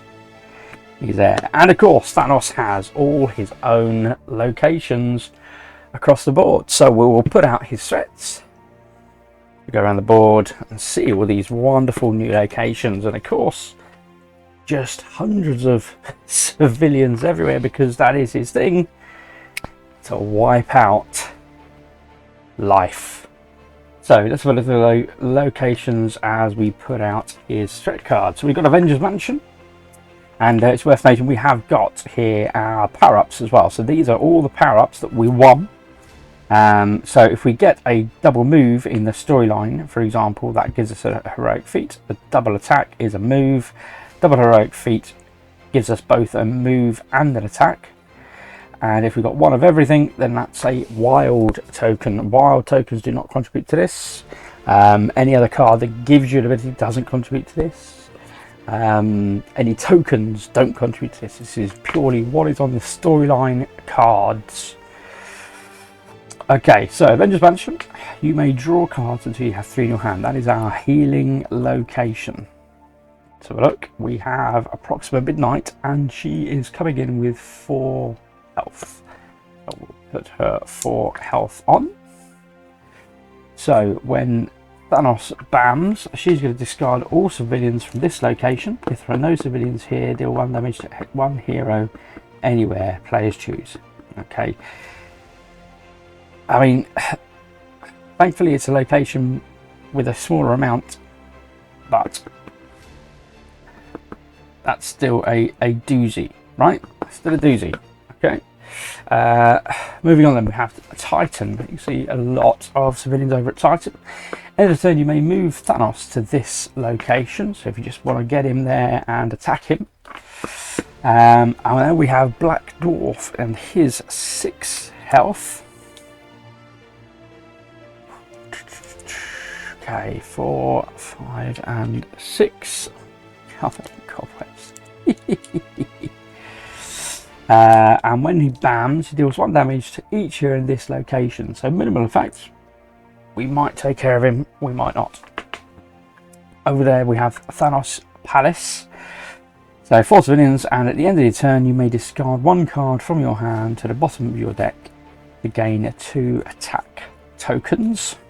And there we're going to have Chitauri. So each thug in this location requires 3 damage to be defeated. Oh, this is going to be a difficult battle, folks. Sanctuary. At the end of the turn you may move to any other location. And that is where we're going to have Ebony Moore with 4 life. And when Thanos lands there, after resolving the current master plan card, immediately play another master plan card. So yeah, I think that is an absolute, we want to get rid of him. Wakanda Fields, and we have plenty of civilians there. At the end of your turn you may gain a wild token for each other hero in this location. We have more Chitauri there. And then the final location is the Quantum Tunnel. At the end of the turn you may swap the position of any 2 hero cards of your choice in the storyline. So potentially helpful from a power-up perspective, being able to manipulate. And that is where we'll find Corvus Clave. Now we do have Corvus Clave as an actual enemy. And there is of course the option to swap him out. He's very much one of Thanos' family. but we did that, so that's fine. So when Thanos lands there, he will add 2 thugs to this location. Now, of course, what you will have noticed is all of the locations are currently full. Okay, so there are no vacant spaces on any of those locations right now. Vision would have been a great one to have for this final battle with that card. Anyway, so let's have a look and see what Thanos is bringing to the fray. So obviously we've done the special setup in terms of we've added his Infinity Stone and we've got our power-ups set up. We have got a stone available for him should he acquire it. Now I'm going to play with 3 heroes, and you'll see in a moment. Now that does mean that Thanos will be starting with 10 life. Eesh. He's going to be a lot. 2, 4, 6, 8, 10. And I don't know, I mean, clearly the fact that there is an option to play with just 2 players with him, because it's listed on his card, means you can play with 2 players. I think it's incredibly hard to do it. But we'll see. We'll see. Okay, I've given myself the luxury of a 3rd hero. So when a hero is knocked out, Thanos doesn't activate his BAM. Instead, that hero is eliminated from the game and replaced by a new hero. Now, I have got 2 alternative heroes on standby. In the event of a BAM, deal 2 damage to each hero in Thanos' location and 1 damage to each hero in adjacent location. So his reach is far and wide. In the event of overplay, for each thug token that can't be added to a location, turn the leftmost civilian token in that location into a thug. If 1 or more thugs can't be added to a location and there are no civilian tokens there, play another master plan card. And his villainous plot: the heroes lose if the number of heroes eliminated for the game equals the starting number. So if he basically wipes us all out or halves us, then we have lost. Okay, we have the usual under pressure, vulnerable to damage, may draw an extra card, so that is very much the standard. Let's see who we're going to have with us in this fray. So we've got 2 heroes on our left. We've got Venom and Quicksilver, so we'll draw up their opening hands.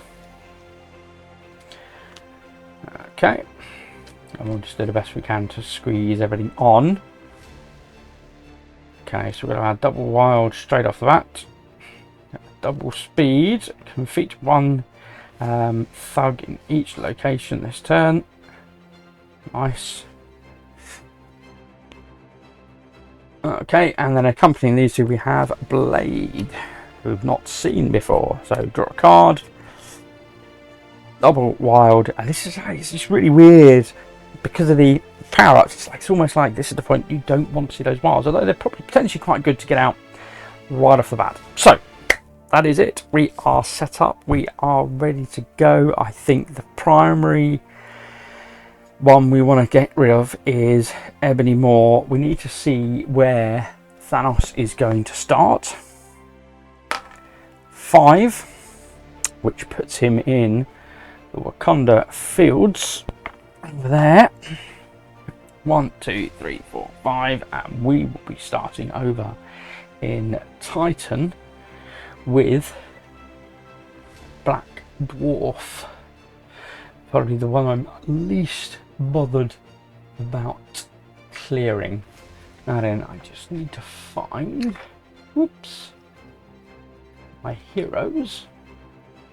So we've got Quicksilver, we have got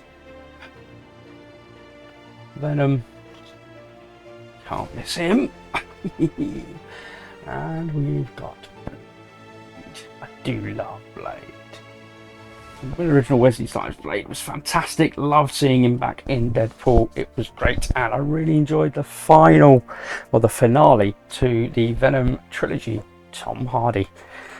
We are Venom. Excellent. Okay, so Thanos is up. Is it the Infinity Stone? No. Okay, it's going to be 2 and a bam. So he doesn't reach us, but his attack will. So let's move him. So we're going to be doing 1 and 2. He's over at Avengers Mansion. So he's Proxima Midnight. He is then going to bam. So he's going to do 2 damage to heroes in his location, which is none. And he's going to do 1 damage to heroes in adjacent locations. So all of us take 1 point of damage. So let's have a look. That's fine. We'll get rid of a single move here. Speed fighting right now is a lesser concern. So we'll get rid of that for now. Will come into its own, I am sure. Defeat all thugs in your location, also a lesser concern. I guess that'd be really useful for those Chitauri. Yeah, that'd be good. Anyway, so that was it for the BAM, and then he's going to put out 3 thugs. Now we don't have to get any more tokens out, because of course we're going to turn over the leftmost civilian in each of these locations. They have become, I don't know, corrupted, I guess, by Thanos. They're now supporters of his way. Okay, so other BAMs. So Proxima Midnight will then activate. So she will discard all civilians on this location. So they are gone. Then moving round to Black Dwarf, he's going to deal 1 damage to each hero in this location. So we all take another damage. Eesh. Is not a good start, folks. You might need to activate that healing sooner rather than later. Ooh. Okay, and we're definitely going to keep the double wild over with blade. Okay, and then just go around the rest of the locations. Nothing happens here. Ebony Moore only when he lands here, and Corvus when he lands here. So that's it for the BAMs. Eesh. Okay, 1 hit point each. Starting off. Ouch. So Venom is up first. So we've got a move and an attack. Oh, I've moved these down again, have I? Sorry. So we've got a move and an attack. Oh, and let's draw a card. The first thing we'll do, we've got a move and heroic feat.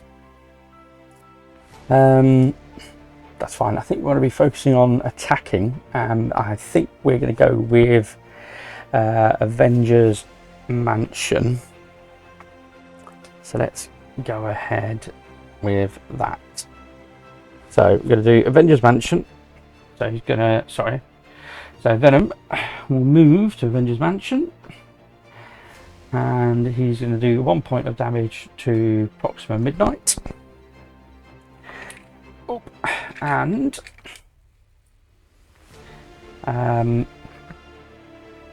that's it. That's him done. Okay.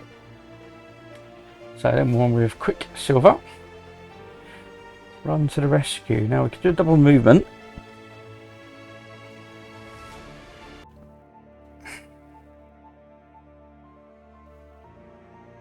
It's not the best thing for us.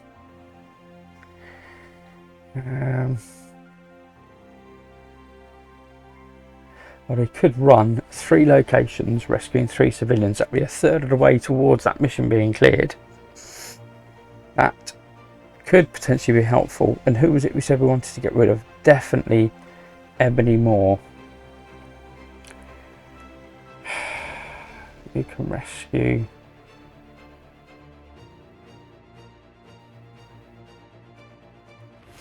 No, I'm going to use the double wild because I want to get them out. Yes. Okay.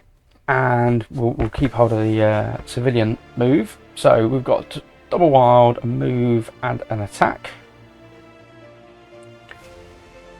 Yeah, we'll get them out early. Right, so double wild, move, and attack. So you're going to do a move. You're going to do a wild as a move. And then we're going to do an attack and a wild as an attack. So Ebony Moore is halfway dead. I think he's our biggest risk. The rest of them are putting damage out, which is a risk, but a lesser risk. Okay, we are over to Blade, and then it is back to Thanos. Hunter skills. Double each attack you use against a single enemy this turn. Great for later on. So we're back to another double wild. And I'll tell you what, we can use that just to get rid of Ebony Moore. So that is the plan, folks. That's the plan. We want to get rid of Ebony Moore. 1 and 2. 2 points of damage. Ebony Moore is gone. That's one threat completed. At the end of your turn, may move to any other location.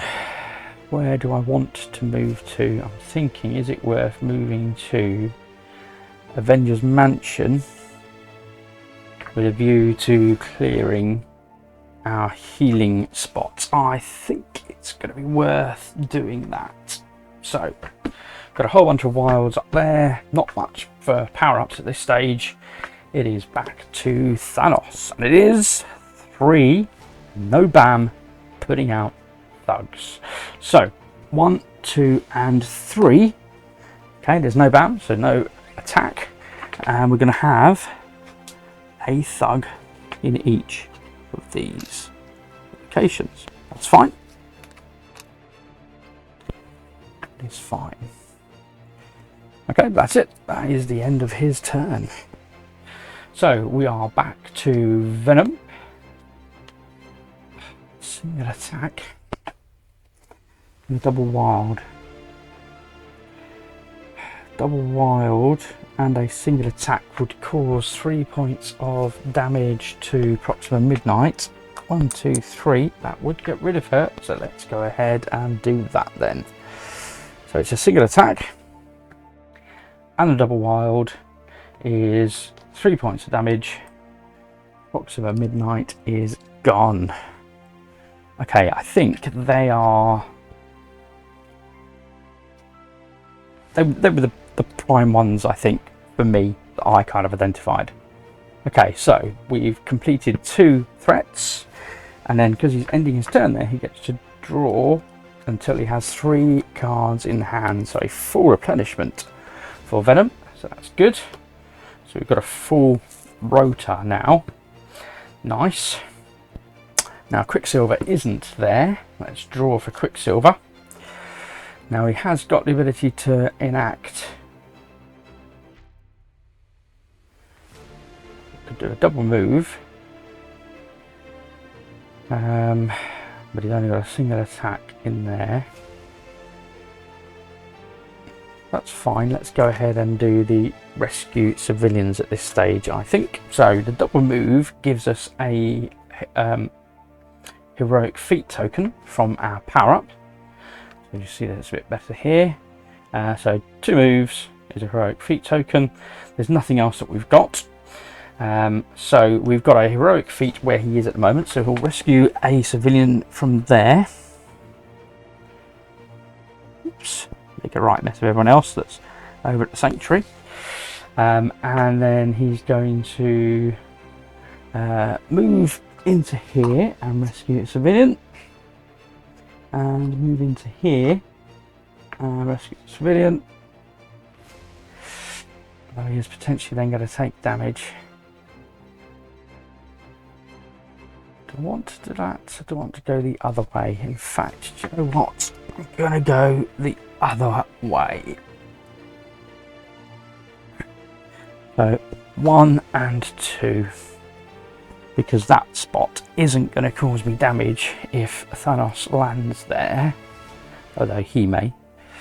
So just potentially, hopefully, maybe reduces the risk of getting knocked out. So we've got a third of that and half of that. So I think that's quite good progress. We are back to Blade. Now, if Blade doesn't move, although he has got double move in the storyline, triple move now. Okay, so who will play the double move? My thinking was if he didn't move, he gets to draw his hand back up, so he gets to be fully restored over there. What would I do instead? I mean, we have got 1, 2, 3, 4, 5, 6 thugs out. Although I don't have to do thugs and civilians. So the 2 move get us a heroic feat, and the 2 attack get us an extra move. Now then, what that means is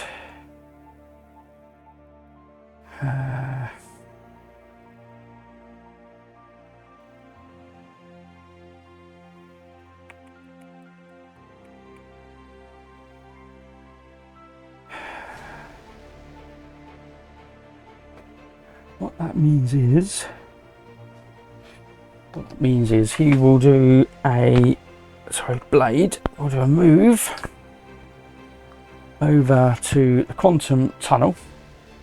He'll do 2 points of damage to Corvus Clave. He'll rescue a civilian.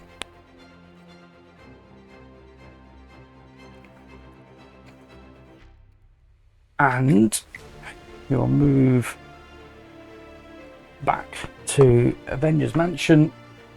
We didn't use the extra move, fine, and he will then draw up to 3 cards. So he is fully healed. Move and attack and a single move. Okay, happy with that. That is our 3 actions done. So the only one at risk now is, of course, Quicksilver. Let's see what Thanos does. It's 2 and a bam. We are going to lose Quicksilver. So 1 and 2. He deals 2 points of damage to Quicksilver. So he goes out. He's gone. Oh, that's a fine. Okay, so he will be replaced by Gwen Stacy. That's 2 and a bam, and 1 point to each adjacent location as well. So that is, of course, both of our heroes over here at the Avengers Mansion. So they are adjacent. So let's have a look. Venom has to give up 1. Now, at the moment, we've got a double attack in the storyline. Could use the double attack. We get 2 movement as well. Although if we did this, we'd get a wild.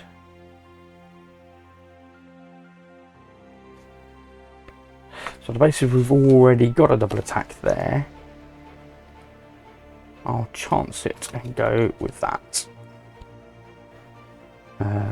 Rather than going for the 2 extra move for that turn. Is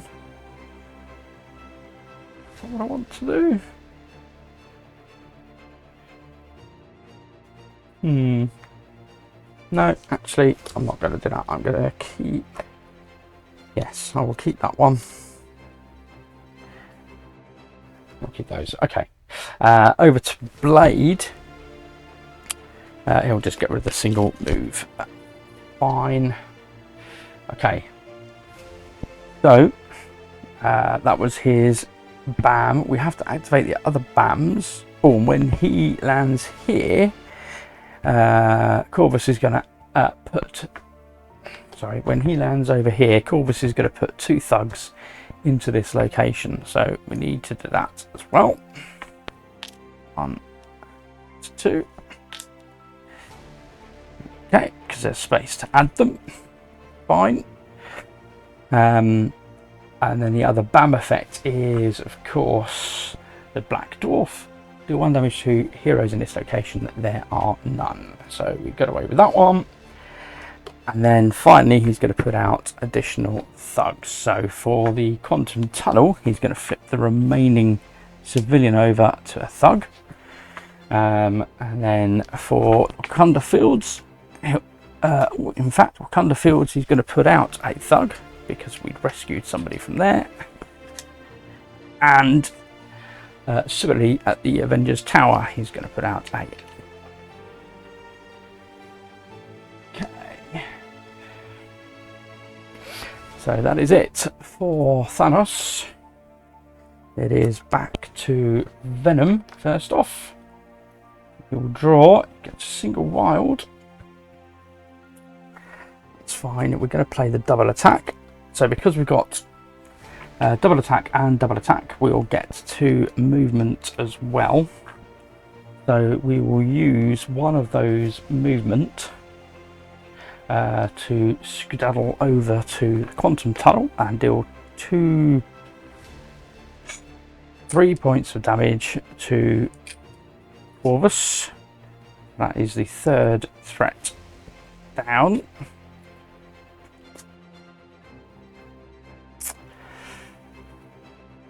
And he'll defeat a thug there. And then he's going to... No, that's fine. We're going to go back to Avengers Mansion and heal up. Okay, so we will draw another card. Double wild. He already had his double wild. No, it was the one that didn't have his double wild. Okay. So whilst we're over here, it is now Ghost Spider's turn. Oh, double wild. Wow, we've done well with the wilds in here for sure. Okay, so let's have a look. We've got a double attack in the storyline, so we'll get an extra move token for Ghost Spider, but she could put out that double wild. Or she could put out a move and heroic feat, which means we would get an additional wild. Move and heroic feat. I'm thinking civilians are disappearing fast. We probably want to be enacting that. So we do get a wild as well. So let's go ahead and have a look. So we've got 2 attacks, which gives us an extra move. We've got an attack and a move and a heroic feat that gives us a wild token. So let's try and figure out what we want to do this turn with her. With the 2 attacks, we may as well clear 1 from the tunnel, and I think we're going to go ahead and move up to the Wakanda Fields and defeat another thug there.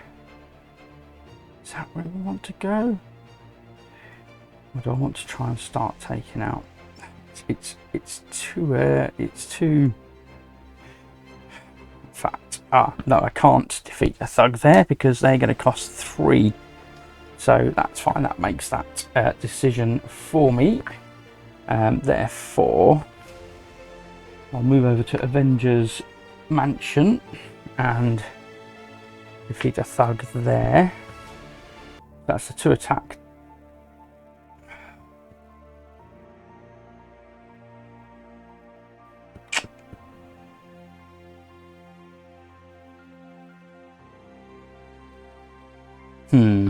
Okay, right, let's forget thugs. So she's here. Okay, now what she can do is she can move 1 and 2 over to Titan. She can then do 2 points of damage on the Black Dwarf. She can rescue a civilian. Its movement token's gone.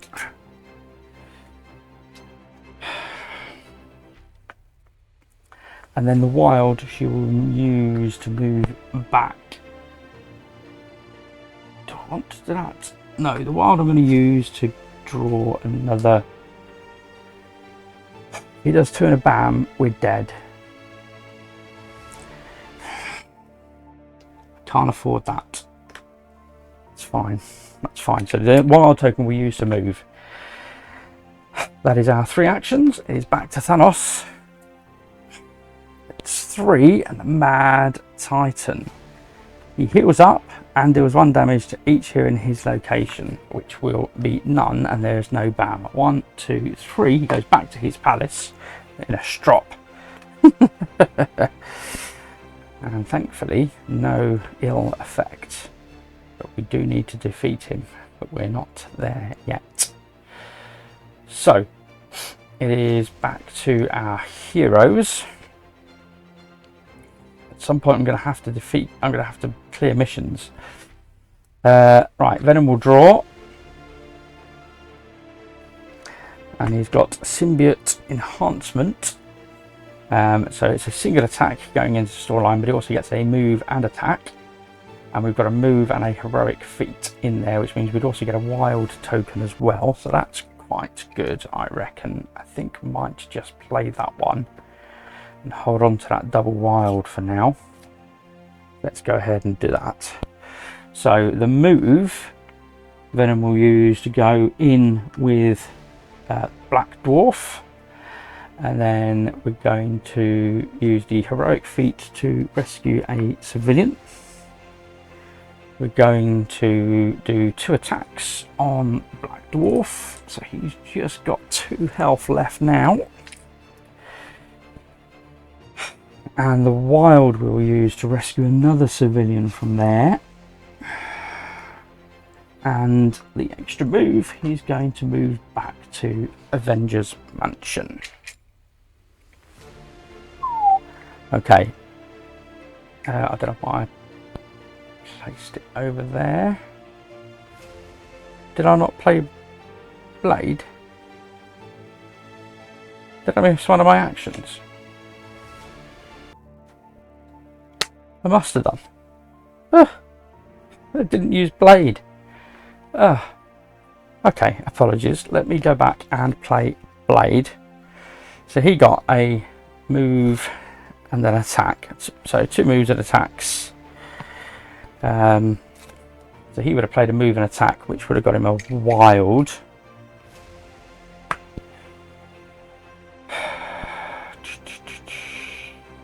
That's fine. So Blade, on his turn last round, would have moved, done a single attack.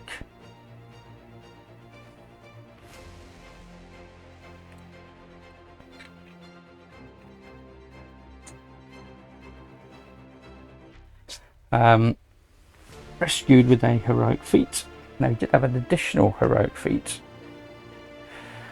We can't really use it.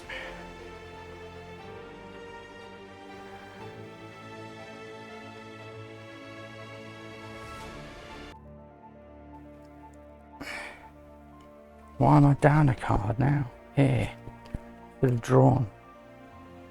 I'm totally confusing myself. Apologies, folks. And then he'll move back. So, okay. So Venom's gone on this turn. Didn't use the extra wild. That's fine.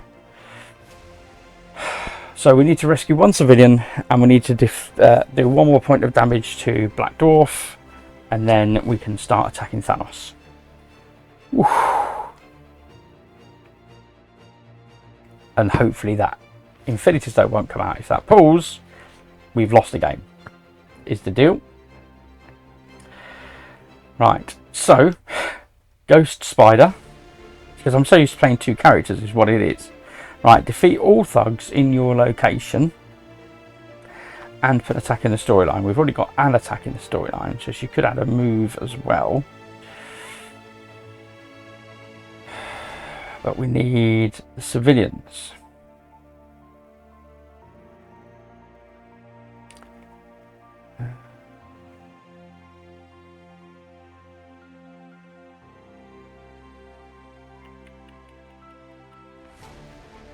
Oh, I think she's going to use a double wild.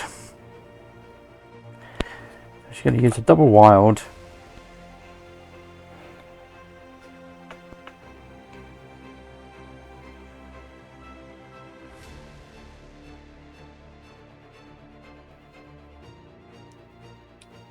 which means you can move and attack and move but not rescue. I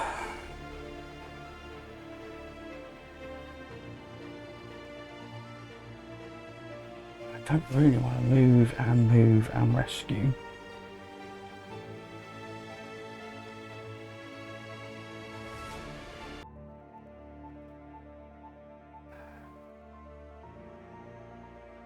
So what we want to do then is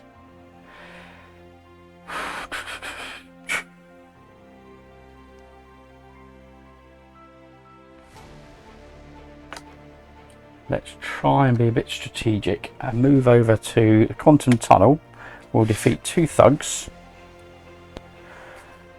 So we've done a single move, an attack, and then another attack. So that's the 2 R's and the attack done.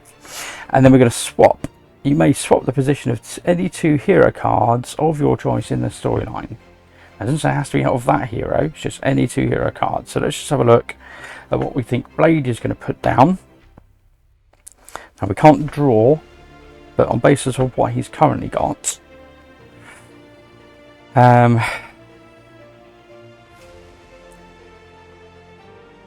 double each attack you use against a single enemy this turn.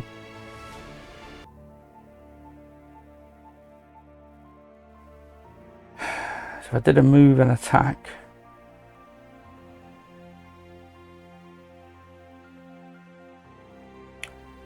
I'd have to do, if I did a double move, that would get me a heroic feat. It's just a bit wasted.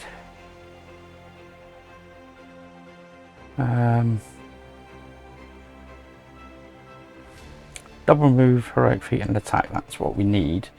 So we're going to swap this double wild for the move and heroic feat. Okay, and then on Blade's turn, he got the move and heroic feat anyway, that's fine. So we'll play the move and attack. So that does give him the double move, which is an extra heroic feat, and it does give him as well one of everything, which is a wild. So we'll put those here next to him. So we've got 2 moves, 2 heroic feats, an attack and a wild. It's a powerful action. Okay, so we're going to move to Black Dwarf. We're going to do a single attack and take out Black Dwarf, which is our 4th threat cleared. So Thanos is now vulnerable. But we're not ending there. That's a move done and an attack done. Right, so that's that taken care of.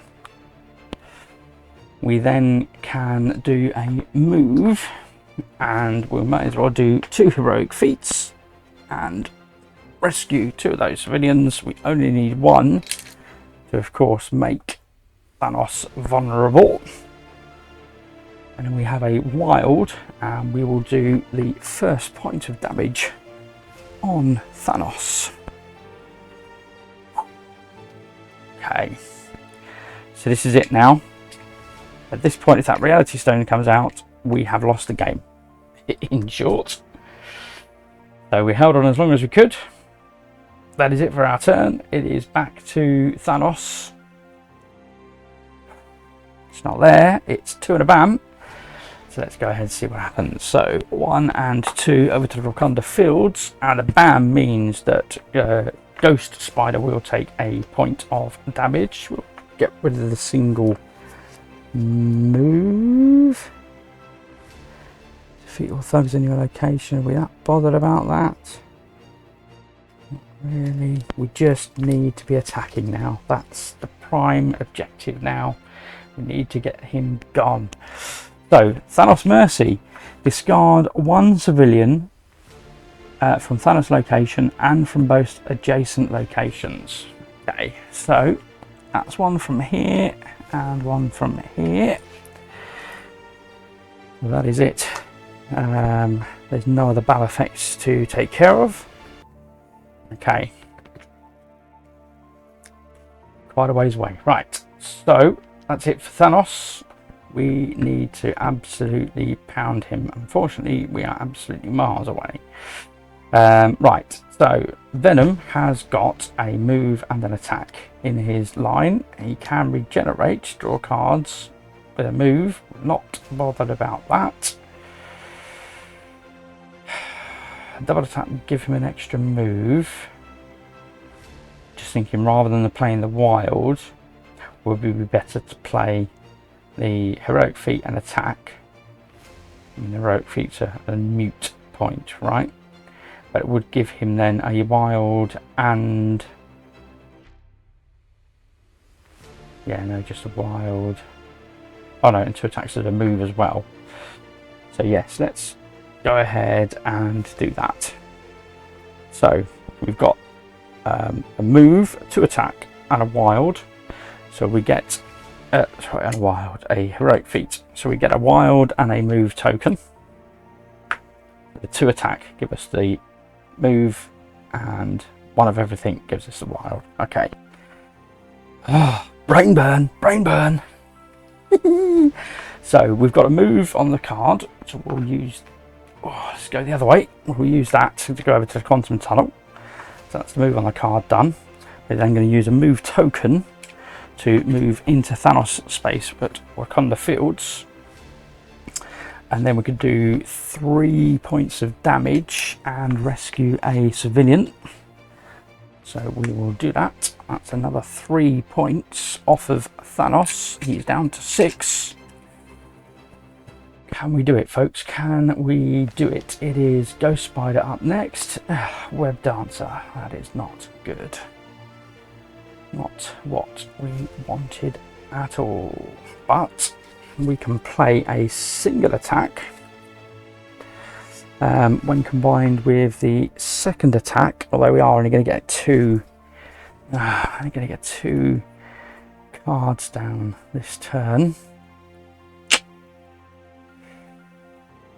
2 attack heroic feat. I mean, there isn't anything better for her to do, so that's fine. 2 attacks, give her a move token. So she gains a move action from the 2 attacks. And she will spend that to move to Wakanda Fields. And then she will defeat all thugs in that location. So irrelevant of the costing 3 attack to defeat them. They are all gone. So that's it, it's cleared. We'll use the heroic feat to rescue the civilian from there as well, so that's completely cleared. And then we'll do 2 points of damage to Thanos. He is down to 4 life. But it is his turn. Oh boy. Are we going to get away with this? Not the Infinity Stone. Move 4 and a bam. 1, 2, 3, 4. He's with Blade, who is about to act. He is going to do a bam, which means Blade will take 2 points of damage because that's in his location. So we'll get rid of the single heroic feat. We'll get rid of the move and heroic feat. We could have this, folks. And he's going to put out 3 thugs, which I think is neither here nor there now at this stage. I think we may have done this. I'm excited. Blade's going to draw. The move and heroic feat. Good on you, Blade. Why not? Try and rescue someone. Maybe not, eh? We'll go hunting skills. Double each attack you use against a single enemy this turn. He's got 2 attacks in the storyline, so he does gain a movement token, but he doesn't need it because he is, of course, in the location with Thanos. So he will turn to face and he will deliver. Let's have a look. 1, 2, 3, 4 points of damage. That is Thanos KO'd and out of action. We have just defeated Thanos. That is it, folks. That is everything across the whole of the original Marvel United. Ooh, what a ride. I cannot believe we did so well with that. Let's have a look then and see where this Infinity card is. Did we get lucky and it was actually at the bottom? Flipping heck, it was the last, it was the very last card. Wow. So there you go. You saw me shuffle. That would have been at the bottom. We had a lot of grace with this game. Did well. That would have broke us, but we got away with it. Oh, I so love this game. It is so good. Flipping glorious. I love the fact we took him down. I mean, we weren't at risk of running out of cards. We had plenty to go by. Let's just have a quick look. Venom, I mean, he still had his double wild to play. Can move to any location and attack there in a single attack. Basic move and attack. And move and heroic feat for Spider. Loads of heroic feats. Of course, then she starts getting extra attacks and moves. Which is why she was chosen for that purpose. And then Blade. So look, single wild. Bloodbath. Defeat all thugs in your location. Draw a card. Move. There we go. So yeah, lots and lots that we had still available to us that we could have been carrying on the game with, but not required. Thanos is done. The Season 1 Marvel United Absolutely Everything Ultimate campaign is officially finished. That has been an absolute joyride. Wow. Okay, I need to get my Season 2 contents organised, so I'll need to take a small break while I do that. I have got the latest 2 expansions for Thunderstone Quest, so I'm going to get that to the table. I think I played through some of the previous 2 expansions, so yeah, so I think it'll be time to maybe give that a revisit. And of course, if you're watching, continue to watch the other content on my channel. We've got the Dead Reckoning playthrough as well, so I'm trying to master how I play that. I did see somebody on the Facebook group say that for Dead Reckoning they did manage to defeat the AI opponent on extreme difficult mode. So yeah, I'm nowhere near it even on basic mode at the moment. So yeah, it's a fantastic, joyous game. Very simple mechanisms, but there's lots of them. It's very much a sandbox experience. You can choose how you want to play it, and I think that's slightly where I struggle, is making those strategic rather than tactical decisions. So the tactical stuff, as stuff changes, I can kind of manage that a bit better than the strategic. This is what I'm going to do this game, this is what I'm focused on. Anyway, yeah, I find Marvel United is fantastic for that tactical, because of course you're turning cards over, you're never quite sure what you're going to get, and although you've got that strategic plan, I tend to be much more tactical in terms of, as you saw there, okay, that's the threat I absolutely need to take out first, that one second, and I'm only thinking, you know, that far ahead, and then I'm just letting the flow of the game determine, I guess, what I'm doing next, and that works for me. That's the way my brain works, rather than the great big long-term strategy. Area control is not my thing. So yeah, but that is a joy. This has been an absolute blast. I have got everything for Season 2, of course Season 3, but that's a way off yet.